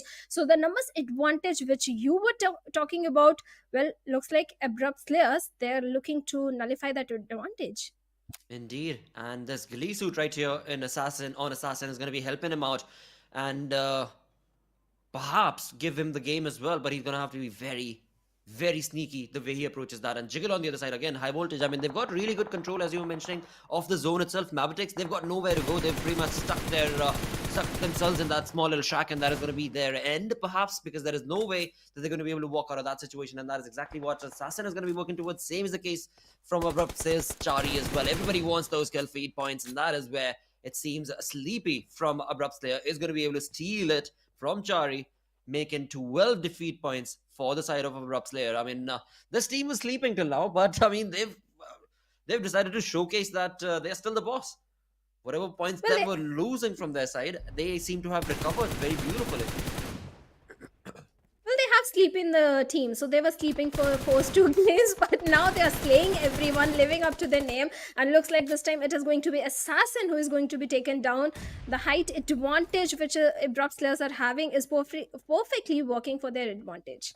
Indeed, it's a 2v2 situation now. There is no way Assassin could be given that revival. Of course, Assassin was the one that we saw the ghillie suit on, but sadly he was caught in the open, and that is where, of course, Chari, we can see from the side of Abrupt Slayers, is pushing on to confirm that defeat point for himself, and he will do so easily. A 2v2 situation, but now this change that Abrupt Slayers have brought into this fight and given away the high ground, providing High Voltage with an opportunity that they could then convert into a chicken dinner for themselves. Let's see how exactly is High Voltage approaching this. They're both together. They're not creating a flank, whereas Abrupt Slayers have created a flank where Chari and Sleepy are a little far separated from each other, and that in turn could very well help their situation. We'll have to see though, because it seems like High Voltage are the one who want to be pushing on their luck. They are the ones who want to be pushing on to confirm this chicken dinner for themselves. But Abrupt Slayers, they're being very, very quiet.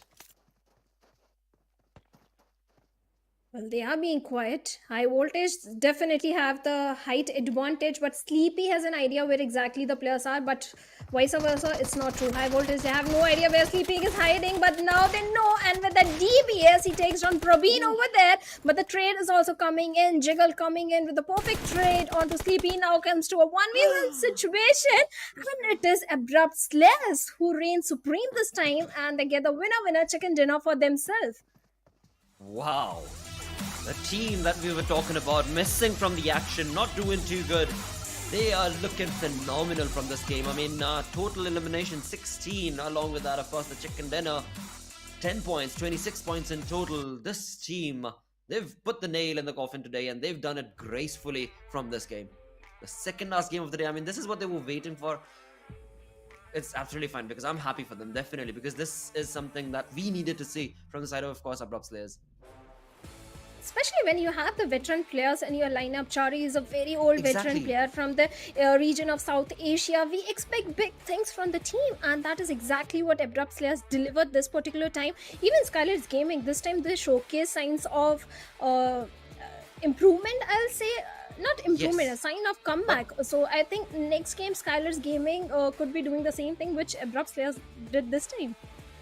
Well, they definitely could be, but with that, let's of course go on that short little break. We'll be right back.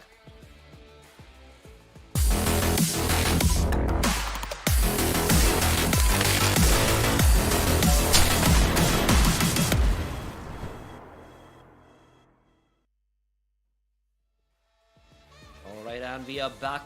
We are back with the action, of course, as the conversation continues on. Where Abrupt Slayers, I mean, what a perfect conversion from this game they've done, and in doing so, of course, it's not even just walking away with a chicken dinner. They walk away with 16 eliminations and a chicken dinner. Now Yeah. that's a huge deal. Well, certainly a team that was not having any elimination point or 0 or 1 2 elimination point, not having the best of the day, suddenly they come out of nowhere and get 16 eliminations and a winner chicken dinner for themselves. I just want to see where they stand in the overall ranking after this, because I think they have got the highest elimination points of today. I believe that is correct, absolutely, because the highest we saw till now was 14. But again, I mean, this is something that I guess Abrupt Slayers was just trying to read the lobby. They were trying to understand how the other teams are approaching, and that in turn resulted in this time them walking away with a perfect game for themselves. And as you perfectly were mentioning, right? I mean, SKYLIGHTZ Gaming, they were looking very, very good in terms of the way that they got the numbers for themselves in terms of the elimination points, the defeat points.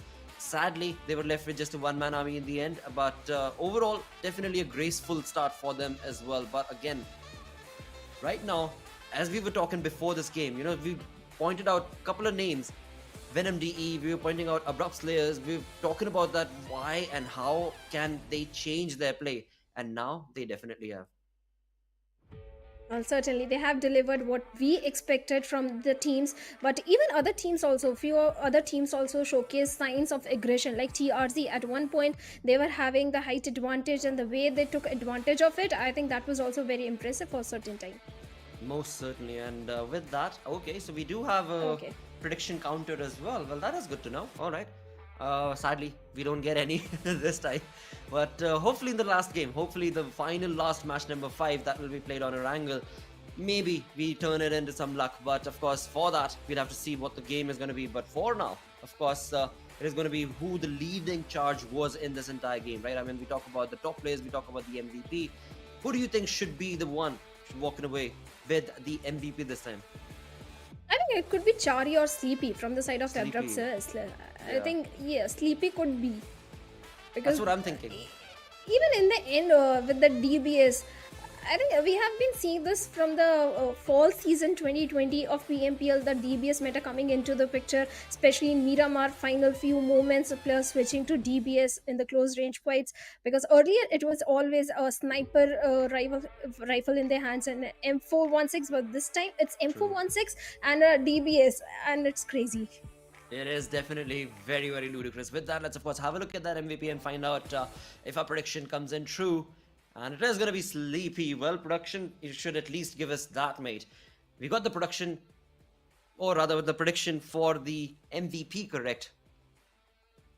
And there was no other person who could come close to Sleepy with the way that he was playing. 9 eliminations. 7.16 MVP rating. I mean, yeah, that is bonkers play. He definitely was sleeping throughout the entirety of the day. He was just testing the lobby. He was like, wait, I'll come and show you how the game is played or something like that. But yes, being the veteran player, Chari is definitely helping the team. Sleepy being the most aggressive. The duo of Chari and Sleepy definitely impressed every single person in the lobby, because this time Abrupt's players, they were literally slaying every team.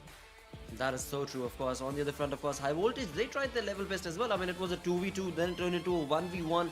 And the way that the entire last fight was taken place, I mean, it was definitely, it could have gone either ways.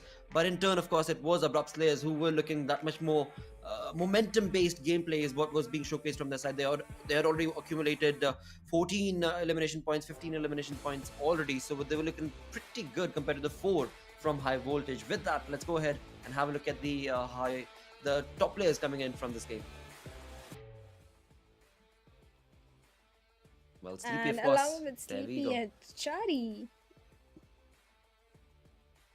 Absolutely.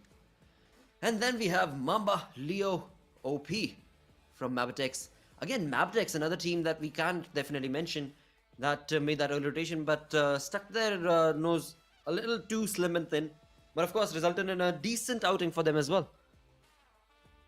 Certainly, it was a decent outing from them. Even Leo OP this time, highest healings run, definitely he didn't want that. But yes, Team Leo this time, they were pretty much stuck on the low ground. That's why they were not having the best of the best outing which we expected from them as compared to the previous game. But still, a decent game, 7 points to their name, Leo Esports, good outing. But Abrupt Slayers being right on the top with 26 points. Maptex also having a fantastic run in this one with 11 points to their name. High Voltage, 10 points to their name. Venom D is sitting in the 4th spot with 9 points. But SKYLIGHTZ this time having seven elimination points. I think SKYLIGHTZ also had a very good run. Absolutely, they definitely did have a decent outing this time around. On the other front, look at Esports and IHC. I mean, they took a wrong fight against each other where they both walked away with 3 elimination points, but that was all that they were allowed to do in the entirety of the lobby. Same again, I mean, for NB Esports, a team that was looking fabulous this time around, sadly on the map of Miramar, not able to do much. Same is the case for SITM Esports as well, but Raw officials, they're still missing from the action. There is... Oh no, well, in the final game, they won't be playing because Group A will not be playing. So it is going to be a difficult play for Raw officials on day number 2. But today, it's just not been there. But still, it's a league play. They have so many games in their hands still left. Yes. It's just the first day, so I think Raw officials will be much better prepared tomorrow, and they'll showcase a very good performance. But coming to this final one is going to be Erangel, and if I have to ask you the difficult question, but I'll wait for the difficult question. Let's look at the overall standings right now. All right, let's jump in with this. Finally, there we go. IHC Esports with 35 total points. Same is the case for Leo Esports as well. Interesting turn of events. Therein 4MV find themselves on the 3rd spot. So consistency has definitely helped out these teams because they started the day really gracefully, and that in turn has led them leading the charge, at least as of now. Look at NB Esports, 23 elimination points and only 8 placement points, still being in top 5. So NB Esports definitely had a very good run as long as they focus on the placement points. Also, I think in the overall league plays, NB Esports can continue the domination. But I'm a bit disappointed by some big names, DEADEYES, Elementrix Esports, SKYLIGHTZ Gaming, Illuminate Crew on the second page of the standings. Few on the bottom. Of course, we don't expect them to be here. But hopefully as we progress on from day 1 onwards, that will definitely change. And that is something that, of course, time will answer definitely for us as well as the viewers. But overall, we know that those big names are not going to stay on that second page. Especially, I mean, on the bottom, we've got Esports. That is something that we definitely do not want to see.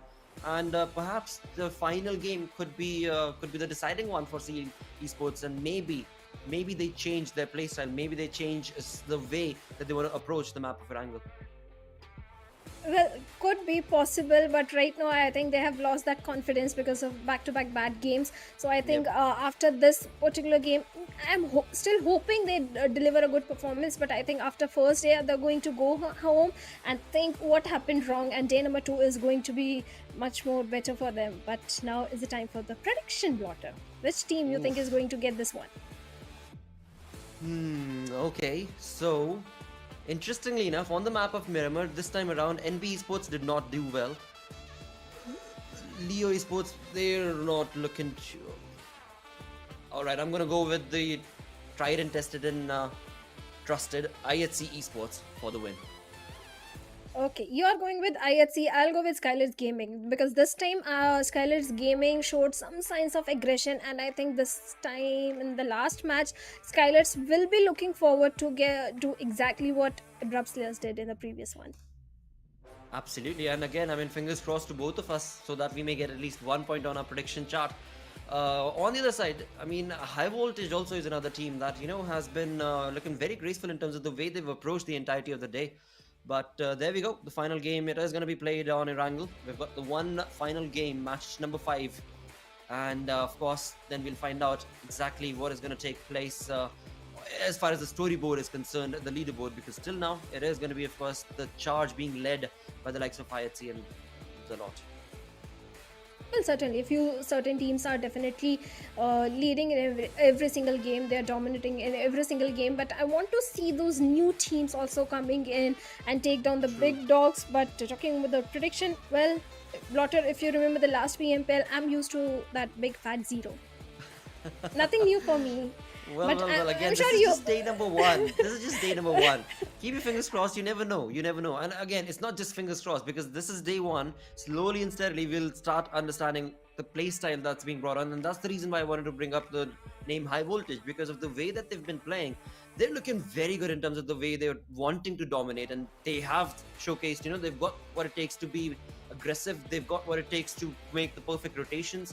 But now what we need to see is a chicken dinner from them. But let's see, we'll find out if this game will be going in their favor or not. But let's jump right in. Let's find out where the flight path is going to be leading us on the map of Erangel. Well, the final match of day number 1 of PMPL South Asia 2023. And let's see which team is going to get the winner chicken dinner for themselves in this particular one and going to end things on a very dominating note. But first, I want to see the flight path, that where exactly the flight path is heading. Any guesses, Well, Blotter? it's starting all the way from, well, the eastern side, so to say, of the map, right? Because we saw that military base was to the left of the flight itself. And that in turn, of course, has brought us the dissection of the map, basically. So it's a good start, definitely, for all the teams. We can see Stalwart have already gone down to their known and trusted and tested Nova Rapnoi. 4MV is going to be going down towards the military bases. Is I8 going to be doing the same? Because that is what we've seen them do earlier.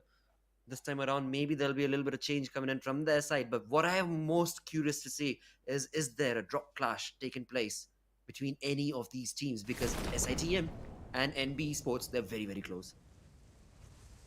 Well, they are certainly close, but I don't think they are going to engage in a fight at this point because they both need the points. They both want to be the table toppers, if not table toppers, at least be in top 5. NB Esports is already there, and the only complaint that I have with NB Esports is the placement points. They are not at all focusing on the placement points at this stage, which in the long run might not favor them. So let's see what's going to happen. But right now, Eliminatrix, well, they are heading towards the side of Ferry Pier, Leo again towards the Gatka region. We have Abrupt Slayers towards the side of Pochinki. So nothing unusual happening for now. Every single team is towards their tried and tested drop location. So let's see what's going to happen maybe in the next circle. We'll see some fights happening. Absolutely. As the teams will have gotten their loot and will start slowly working their way towards the center of the zone. But one thing I noticed is coming in from the side of DE, they've only got 3 players shown right here. Does that mean they've jumped in with only 3 players? I wonder. And that is something that I've been trying to figure out. Where exactly is DE on the map? And do they actually have just 3 players today? Or are they going to be... well, again, we'll find out. But for now, again, slow start to the map right here. as everybody's, like you perfectly mentioned, in their known drop locations. Nothing to worry about as of yet. I like the position of SKYLIGHTZ Gaming from the very start. They are towards the western shorelines. So I think they can head over towards the southern Primorsk area also if they want to. They can go towards the side of Quarry also. So SKYLIGHTZ Gaming, things are open for them as long as they are not heading towards the side Georgopol or Georgopol City where IHC is there. I think they are looking good for now. But Team Leo again in the Gatka region. But I'm worried about the teams that are present towards the Milta area or Novo, especially the plus of Stalwart Esports, because when this will start rotating towards, if they go for the early rotation, maybe they'll cross paths with the plus of I8 or maybe DRS also. Indeed, that is a possibility. That definitely is a possibility. Another thing that I'm thinking about is the zone curveball shifts itself. I mean, if it goes down south, that would be lovely towards the Ferry Pier Bridge, but that is probably not going to take place based on how and where the zone is. But right in the center, Leo Esports looking very, very good and very sturdy in terms of the approach that they want to have in this game. Same can be said for IHC as well as Seal, who have gone down to their own known drop locations, of course, that is towards the Georgopol region. We did hear a few gunshots take place a couple of minutes back, but no action thus far on the screen, apart from just these colorful dots roaming about, doing their business. Well, certainly no fight is happening for now. And I think that's a smart way to start the very last game because you need those points. You want to end the very first day on a good note. So teams are being a little cautious right now, at least in the very first circle. But talking about Deadeye guys, also they are also not having the best of the outing today because at one point I remember in South Asia region, Deadeye guys they had a well fear whenever enemy used to see that they are picking fight with the plus of Deadeye guys, they used to approach the fight very cautiously. But right now Deadeye guys they are missing out, they are nowhere to be seen, they are not even in the top 10 right now. Absolutely, and that is something that hopefully, as week one progresses on, will change. I mean, I would love to see that change, but we'll have to see if DE can actually stand up true and tall to showcase the kind of playstyle that they did earlier. But again, for now, it seems like production has forgotten that apart from the map, there is a lot that can be showcased on the map.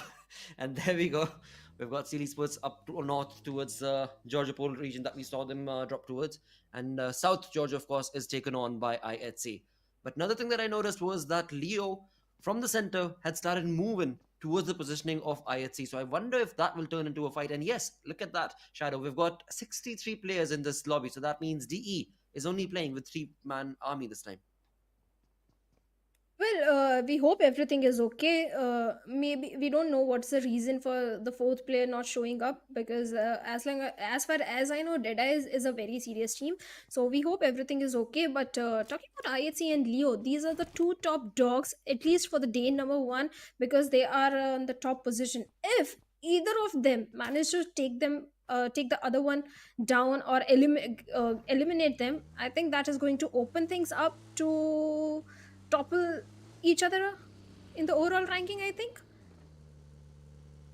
Definitely is a possibility because they're both setting up on top with 35 points for themselves. I mean, that clearly can change though, because one thing that we've noticed and seen is that Seal Esports, many times they do end up going up against IHC. I'm not sure if it's a rivalry or what, but many times they do take on fights against each other. Or perhaps they just want to be the best in the region. I mean, they definitely are the two best teams from the region, but along with that, NB Esports, the way they started the day, the way they were dominating, I mean, this is something that Necro also mentioned while he was casting. Every single time PMPL SA, there will be one hidden gem team that will be showcased, and this time around, it definitely is going to be the players of NB Esports, the way that they've started day number one itself. Oh, totally agreed. NB Esports, no one expected them to dominate the lobby from the very first game. In the first Erangel, they managed to get 8 elimination points and they were on the, I think, 5th spot.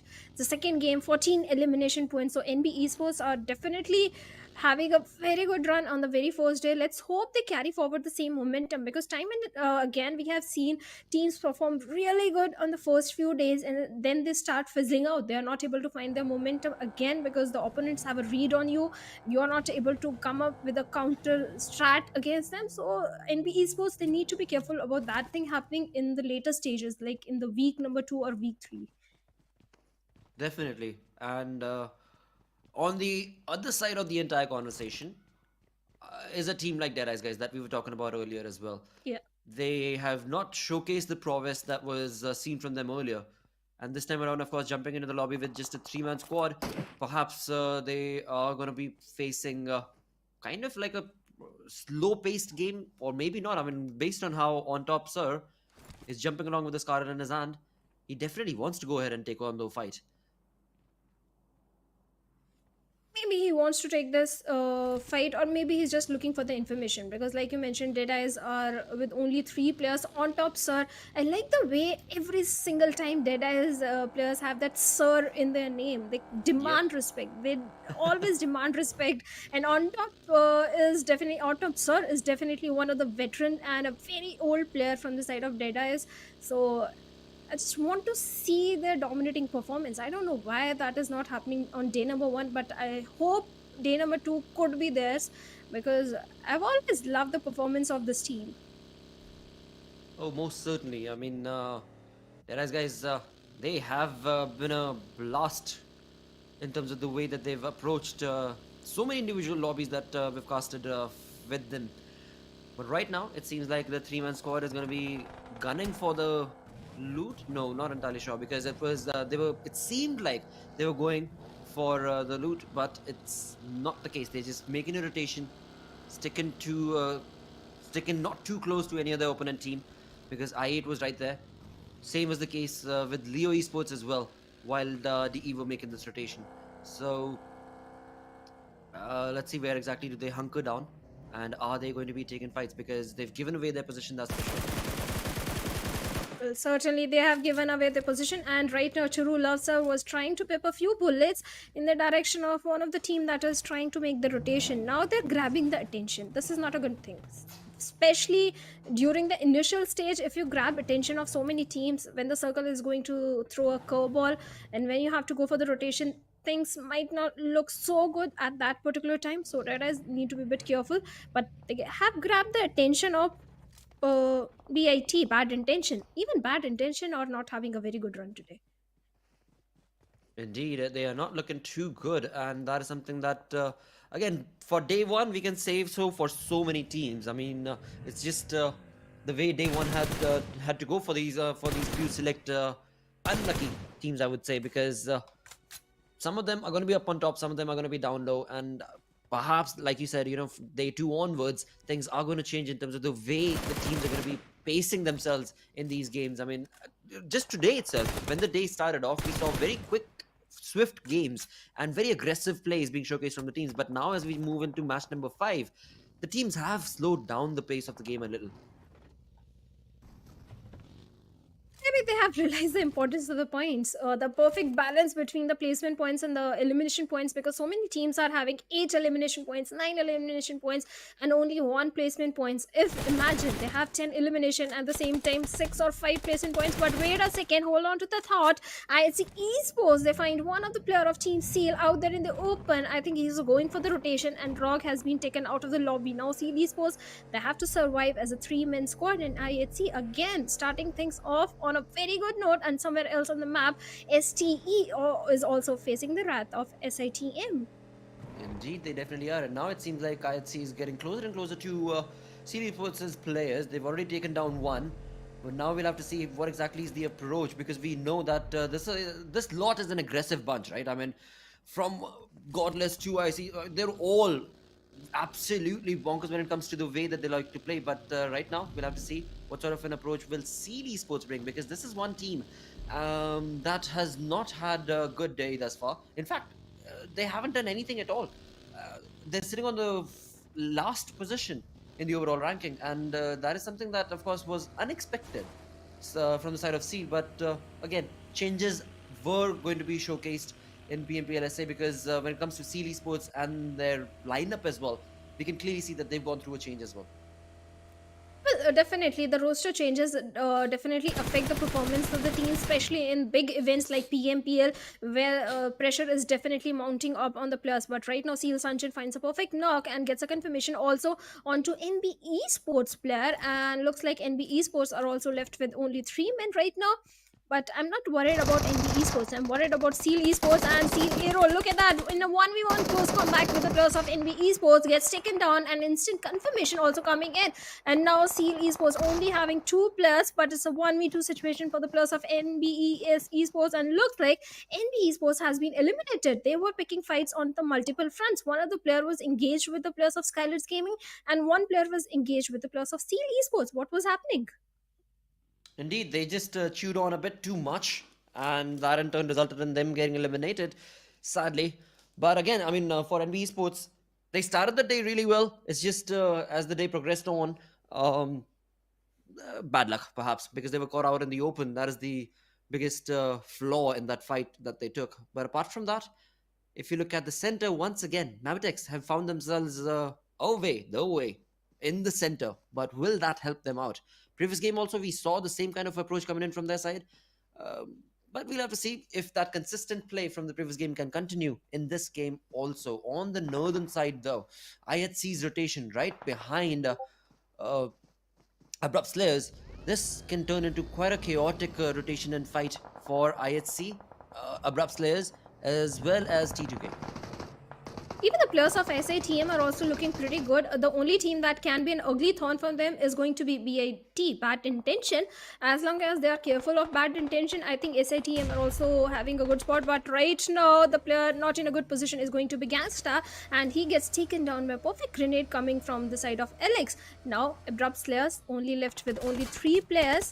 Let's see what they're going to do in this situation. SIT game QB with that UMP45 finds a perfect confirmation onto the plus of BIT also. IIT, well, they are looking for knocks here and there at Chari being the snake. Okay, he's going to fire now. Wow. No, he's not. No, he won't. He does. And he gets a knock. And he gets 2 knock. No, he gets 1 and gets taken down pretty early because he was out there in the open, and Abrupt Slayers in a matter of few minutes loses out onto the 2 players. Indeed, IHC, I mean, they've taken this fight, but they've already lost Zeol, and now it is Abrupt Slayers with the momentum that they got in the previous game, pushing on against IHC, a big name. But again, Abrupt Slayers themselves are pretty big in terms of the way that they played in the previous game and the chicken dinner that they got. Now it all boils down to who gets the better nade and gets the better opening between these two, throwing usables against each other to the best, but not getting any result whatsoever. So perhaps now is going to be a very crucial decision for IHC if they want to engage, or should they dissipate and perhaps make their way towards the zone. It seems like Godless, of course, you know, he will not allow the team to run away. He wants those elimination points, he wants those defeat points, and that's exactly what he's going to try and do. Last time also, Abrupt Slayers survived with only 2 players. Okay, never mind. Now they have been eliminated because of a vehicle explosion, and they become the second team to get eliminated from the lobby with only 2 elimination points to their name. Again, a bad game coming from the side of Abrupt Slayers, but that was very unfortunate. But IHC, right now, they are being the king of the hills. I have information onto so many players, and I'm worried about the plus of SITM. As Gino is out there in the open, he does have a vehicle, but Dobu is the one who gets taken down, and looks like Alex is going to get a confirmation also. Oh, well, IHC has seen better days, that's for sure, because now Demo has gone down as well as they make the rotation. They've got 4 defeat points, but now it's all boils down to Godless and Alex as they try and make this rotation to get into the zone, where, of course, there are already so many teams waiting to thrash on to the players of IHC, and it seems like their Jeep is going to get blown apart as well, as they've already lost Alex, and Godless goes down, and there goes my prediction down the drain. I don't want to say that just wait for my prediction, but I want that one. I want that one in the caster prediction. But right now, SKYLIGHTZ Gaming, look at them. Even they are not in the best of the position right now. They are being surrounded by so many teams. We have I8 also. We have the players of 4MV also on the other side of the hill. So SKYLIGHTZ also need to be a bit careful. And looks like 4MV Apex is already spotted down the players of SKYLIGHTZ Gaming. And courtesy to that double-edged smoke, they are also grabbing attention. Well, what a perfect or chaotic zone this has turned out to be. D's looking pretty decent in terms of the position that they're in, but the numbers, of course, are not favoring them. Up top, as we can clearly see, it is going to be I8 taking on shots against SITM, and the zone makes another shift as well. But let's see which team is going to be the one. SKYLIGHTZ Gaming, very good positioning from their side. But now we'll have to see if they can convert this into a chicken dinner for themselves. Still, so many teams are still remaining. I mean, they're in close proximity, that's for sure. But it's not going to be an easy conversion for any of these teams to get that chicken dinner. Well, the segregation that was coming from the side of SKYLIGHTZ Gaming is definitely not working in their favor, as No Fear has been taken down. Yes, he did manage to find one arc onto East, but he was up for a 1v2 situation. Mafia Ninja is definitely there, coming with AJ to provide the necessary backup which No Fear needs at the situation. One player can go for the rescue mission, and one grenade is all it takes to eliminate the entirety of 4MV. But unfortunately, that is not going to happen, as East is again back on his feet. Absolutely, and again, I mean, for 4MV, the best part is that they've got the compound helping them as well as the numbers favoring them. But so can be said for other teams as well, like Mavericks, for example. CL Esports get eliminated on 12th. 11 teams remaining right now. In close proximity, we have SKYLIGHTZ Gaming's AJ cooking that perfect nade, but his opponent has already left the building. And now, SKYLIGHTZ Gaming again. I mean, they've got the numbers, but will they be able to convert this into decent amount of defeat points for themselves? It seems that's not going to be easily allowed, because 4MV is going to try and dwindle down the numbers of SKYLIGHTZ. Well, they are certainly trying to do so, and this Molotov could have been promising if he had lobbed it to a perfect place, but he's definitely giving a lot of trouble to the players of SKYLIGHTZ Gaming, who are pretty much stuck in this one very compound, and the grenades that are coming in can prove to be very deadly, and they are deadly, as he takes down one of the player. And this time again, one more grenade coming in, looking for the confirmation, and this time he's going to take the second player also down. No, he survived on 10 HP, but AJ goes down. What a perfect fight coming in from the side of course, 4MV. I mean, they refused to back down. They pushed on to the edges of SKYLIGHTZ Gaming. And even though SKYLIGHTZ Gaming had the numbers, they could have taken on the fight, but it was just not allowed. 4MV, they were so very crucial and critical in terms of the use of those throwables right there in that fight, that they pushed SKYLIGHTZ Gaming out of their own compound and forced them to run, which of course they could not. And that in turn, of course, was the demise of SKYLIGHTZ Gaming from this lobby. But with that, like I said, we've got 10 teams remaining. 4MV looking very confident and comfortable. Mavericks also looking very, very good in terms of the approach that they've got thus far, with the 4 defeat points for themselves. But on our screens, we've got Elementrix. Frag, trying to figure out where this player is. But on top, sir, also.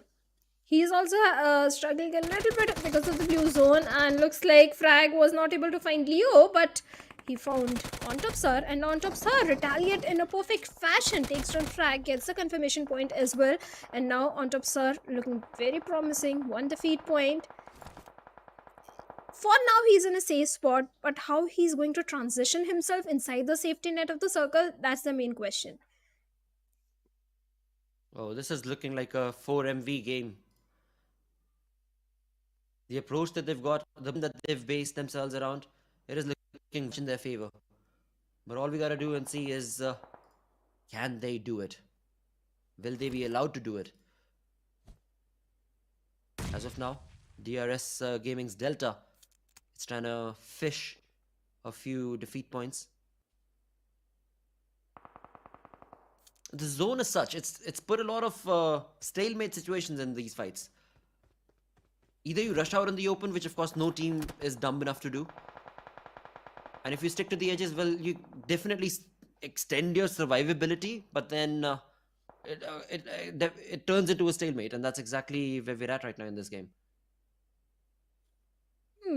Well, DRS Gaming, they were trying to control the circle from the shorelines of the central island, and that is exactly where they are placed from a very long time, and they're still holding on to the position. Leo, well, Haidami is the only man standing. This is the only bad game which Leo Esports are having, because every single time they are having too many elimination points, but this time only Haidami, and at the same time he has no resources also, no healings, nothing, only few, I think, smokes or grenades in his hand, no healing at all, and he's on 30 HP. So Haidami, I don't know how he's going to survive for the later stages of the game. But on the other side, 4MV finds a knock onto Astro of Elementrix, and DEADEYES has also been eliminated at 9th position with only one elimination point. And DRS Gaming looking to take more control of the circle.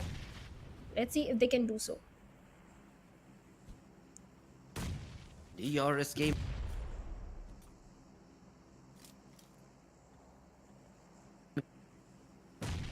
Stalwart left with only 2 players as of now, but again their position has been caught by DRS's players, and it seems the nade parade coming in from DRS is going to be hampering the positioning of Bad Intentions. And right now Rules OG all by his lonesome is continuing to make this game for himself. And Team Stalwart Esports, they are going to retaliate in a fashion with a grenade. Takes down one of the player, takes the second one also. Icy with the perfect grenade. Takes down 2 players of DRS. And Stalwart Esports are proving to be a nightmare for the players of DRS Gaming right now. 3 defeat points already in the favor of Stalwart Esports. How many grenades these guys are having, I wonder, but this time they are resorting to Molotov. And, well, DRS, they are in a bit of trouble right now. Gyante is still holding on to his position, but on the other side we have 7 teams, 19 players still remaining, and the circle is going to shift in a matter of few seconds. Looks like Top is also getting shots from somewhere. He has no idea. Well, Top and Icy, I mean, they're trying their level best to be able to extend this fight for as long as they can, but they're at the edges, they're at the ridges. There's no way, otherwise they can just, take a leap of faith and jump into the water and see where the zone takes them, but there is no way that they're going to be able to walk out of this position that they're in. Bad Intentions, pretty much the same exact situation that they're stuck in. So all these 3 teams that we're looking at on our screens right now, DRS, Stalwart, as well as Bad Intentions, they won't be able to walk away from this easily, that's for sure, because there is such a big area that they're going to have to cover out in the open, which definitely is not going to be allowed either from Mabtex or I8 or any of the other teams who are waiting. And of course, in all of that, 4MV, the one team that's got the momentum with 9 defeat points already looking very good in their favor. The one thing that they don't have right now, I believe, is the zone. And the zone has taken a curveball shift, which I'm sure 4MV is going to be slowly moving towards. Well, so many teams are outside of the safe circle, and the teams who are on the southern eastern edge like DRS, Stalwart Esports, then can capitalize on the situation. As long as they have the patience, they wait for a few moments. These teams outside the safe circle, they are going to fight amongst each other, and DRS and Stalwart can capitalize on the placement points. But right now, Sky 25 having his crosses set onto the players of 4MV, but he's also getting some damage in the retaliation fire that is coming in from the players of 4MV. So let's see how the rations are going to come in, how the players are going to transition themselves inside the circle, because that's a big challenge right now for at least for Refuse right now. Well, but a perfect spray coming in from I8 Sky 25 right there, and that in turn could probably be the end of 4MV's momentum-based boost, but no, that's not going to be the case, because Apex jumps up to the opportunity to help out his team, and that in turn is of course going to secure 4MV's all 4 players. 11 defeat points is what this team is looking at. I mean, look at the kind of momentum compared to the entire lobby that they've got right now. But in all, now we're left with only 5 teams. Mabtex is also right around the corner. Stalwart, they don't have the numbers. I mean, Stalwart, Bad Intentions, DRS, they're already out of the question. Now it all boils down to Mabtex and 4MV, as we can clearly see Wally trying to utilize those nades to perfection. Will he be getting anything out of those utilities being thrown or not? Because as we see, 4MV, they've got the upper edge. They've got the height advantage right here in this fight. And the resources as well, they have the grenades, they have the molotovs, everything ready for them to use in this particular 4v4 fight. At the same time, Stalwart Esports and DRS, they are also in a stalemate situation. Two of the players of DRS still hiding nearby the water area, and Stalwart Esports tops has a slight idea where exactly the players of DRS could be. But on the other side, the numbers advantage, like you mentioned, is definitely with the players of 4MV and Maptex Esports. And Maptex looks like one of the player has been taken down before MV, and the numbers are dwindling down slowly and slowly. This is what 4MV wants to do right now. The perfect grenade. Look at the amount of throwables used in this situation, the smokes that have been deployed, and trades are also coming in as Apex has been taken down. This is turning into a very incredible final game fight for the chicken dinner, of course. With that, 4MV's perfect nade parade against Mabitex brings down another member of Mabitex, and in all of that, 4MV has been able to get the revival on their fourth member as well. Now, Mabitex are the ones who are going to be, of course, at the receiving end. Now, what we got to see is East, along with Doc, his teammate. What can they do? How are they going to be able to close in against the players of Mabitex? And that is exactly what they're doing slowly but surely. And they've pushed Mabitex down in the corner, down in a small little area. But in all, do we have a third party being showcased right here? Because we saw the smoke being deployed from side of Stalwart as well. And they were trying to make their way in towards the fight which we are looking at. Well, certainly Maptex Esports Valley with that big weapon in his hands is looking for a knock onto the players of 4MV. On the other side, from the backlines, Baron is also providing the necessary backline support that is required in the situation. Valley with that vehicle, with that buggy is hunting for the players of 4MV, and Baron is going to take the player. The numbers of 4MV are slowly dwindling down, and the last player surviving will not survive for very long, and 4MV have been eliminated by the players of Maptex Esports without losing any player of their own. Wow, for a moment it seemed like it was 4MV's game, but Mabitex, they had other things in mind, and that is exactly what they did. And look at that, Stalwart, they've made their way, both the players, top as well as I say, they've made their way closer and closer towards Map. But Wally, along with that perfect rampage mode that he's in, and with a ghillie suit, he wants to just bring in mayhem and destruction, and that's exactly what he's going to be able to do against Stalwart's players. And with that, Mabitex Esports will take the final game's chicken dinner.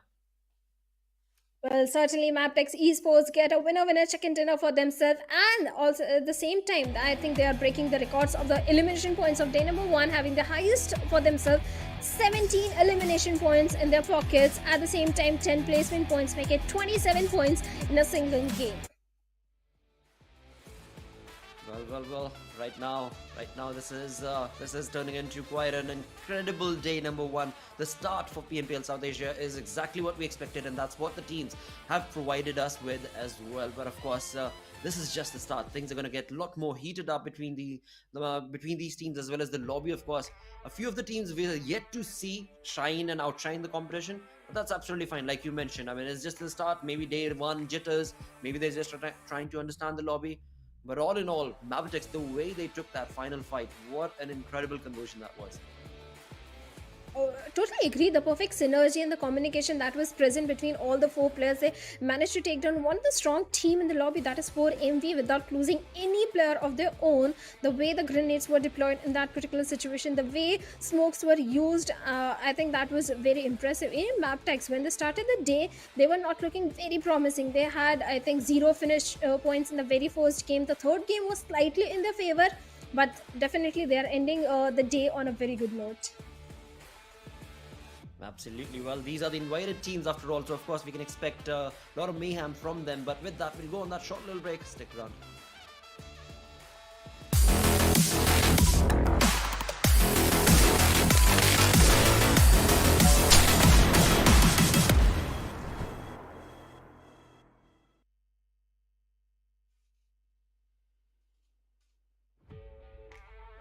Alright, and we are back once again as game number 5 of the day comes to an end.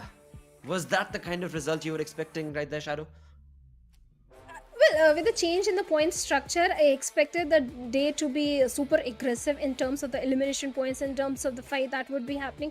But I didn't expect the way second Miramar went. So fast, so aggressive. But definitely, I think if day number 1 is looking like this, I wonder what day number 2, day number 3 or the later stages are going to look like. True, that is so true, of course, and that is something which, of course, only time can answer. I mean, there are so many still teams that we are yet to see do really well. For example, I mean, I'm still waiting for Esports to bring their numbers up. I mean, Raw officials. There are a couple of other teams as well, but again, don't want to get too toxic over here, of course, because after all, it is just day number 1, and this is just the start of the journey. But in all of that, of course, we saw quite a lot of mayhem in this final game, and that brings us to the next most important thing, which is going to be the MVP. Who is going to be the MVP? This time around, I have absolutely no idea. It could be Mabitex's player. It could very well actually be, well, it could be either ways, because for MV, the way they played, the way they were looking pretty flawless in terms of that approach. Well, let's find out who is going to be the who the MVP is going to be. And it is none other than Leo OP from the side of Mabtex Esports with 6 elimination points, 691 damage that he was dishing out. Not too many healings done. That means he was taking only good fights with a MVP rating of 5.02. Not bad at all. A really good performance coming in from the side of Leo of Mabtex Esports. Absolutely, and that is what was important over there as well. Well, certainly, it was very important for Mabtex to deliver a good performance, especially when you are not starting the day on a good note, at least end the day on a very fantastic note, and that is exactly what the players of A+B+C+D did. Mabtex Esports players did, having the chicken dinner, at least one chicken dinner, not just chicken dinner, 16, 17 finishes also in their pocket. So that is a very dominating performance coming from these teams. Indeed. And with that, let's also have a look at the top players coming in from this game. And as we have a look at this quickly, oh, well, that was a little too quick.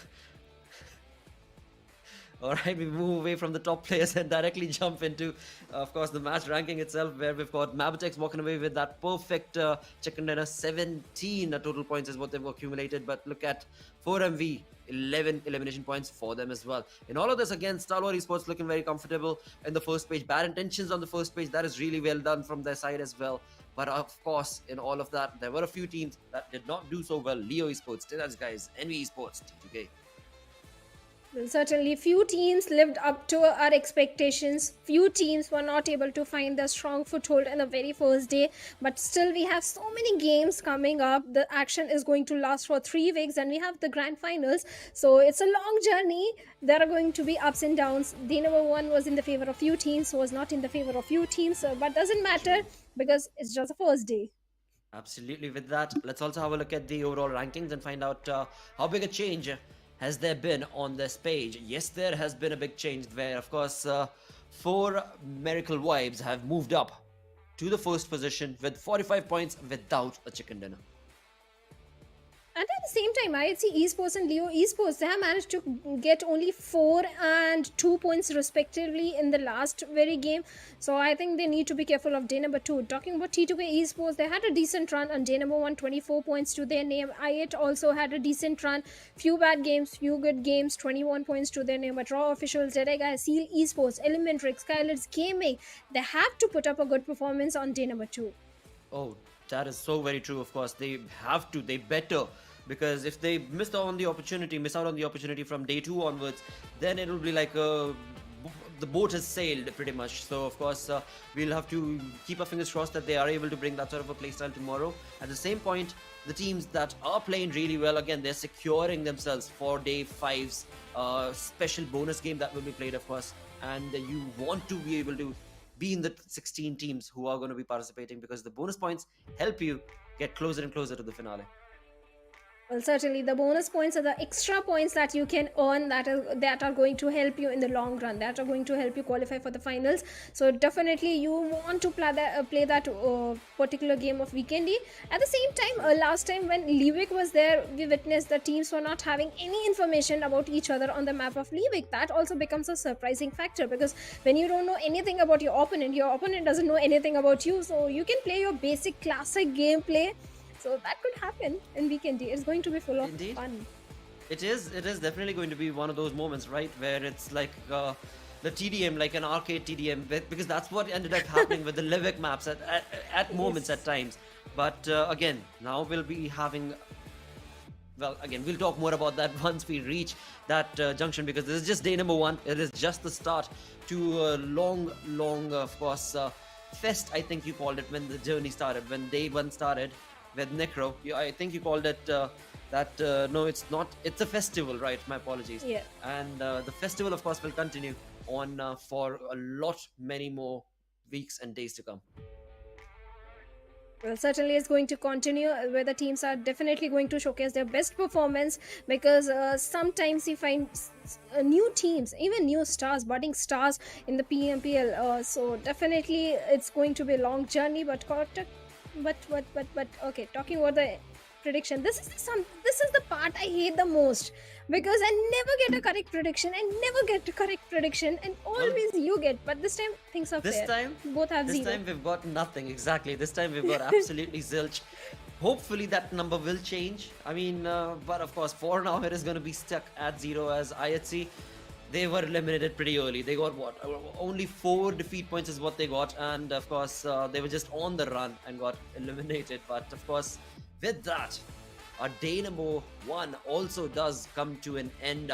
And of course, any final thoughts for the day, Shadow? Well, I just want to see the same action continuing on day number 2. The teams who are performing day 1 carry forward the same momentum, and teams who had a bad day tomorrow come much more prepared tomorrow and showcase what all you have got. Absolutely, but of course, with that, we do reach the end of day number 1. An incredible start to the festival, but of course, it will continue on furthermore. For today, we have reached the end. Thank you so very much for tuning in. Of course, do not forget to click that subscribe button and follow our social medias to stay updated with all the teams and whatever banter is going on. But yeah, until tomorrow, take care. Bye-bye.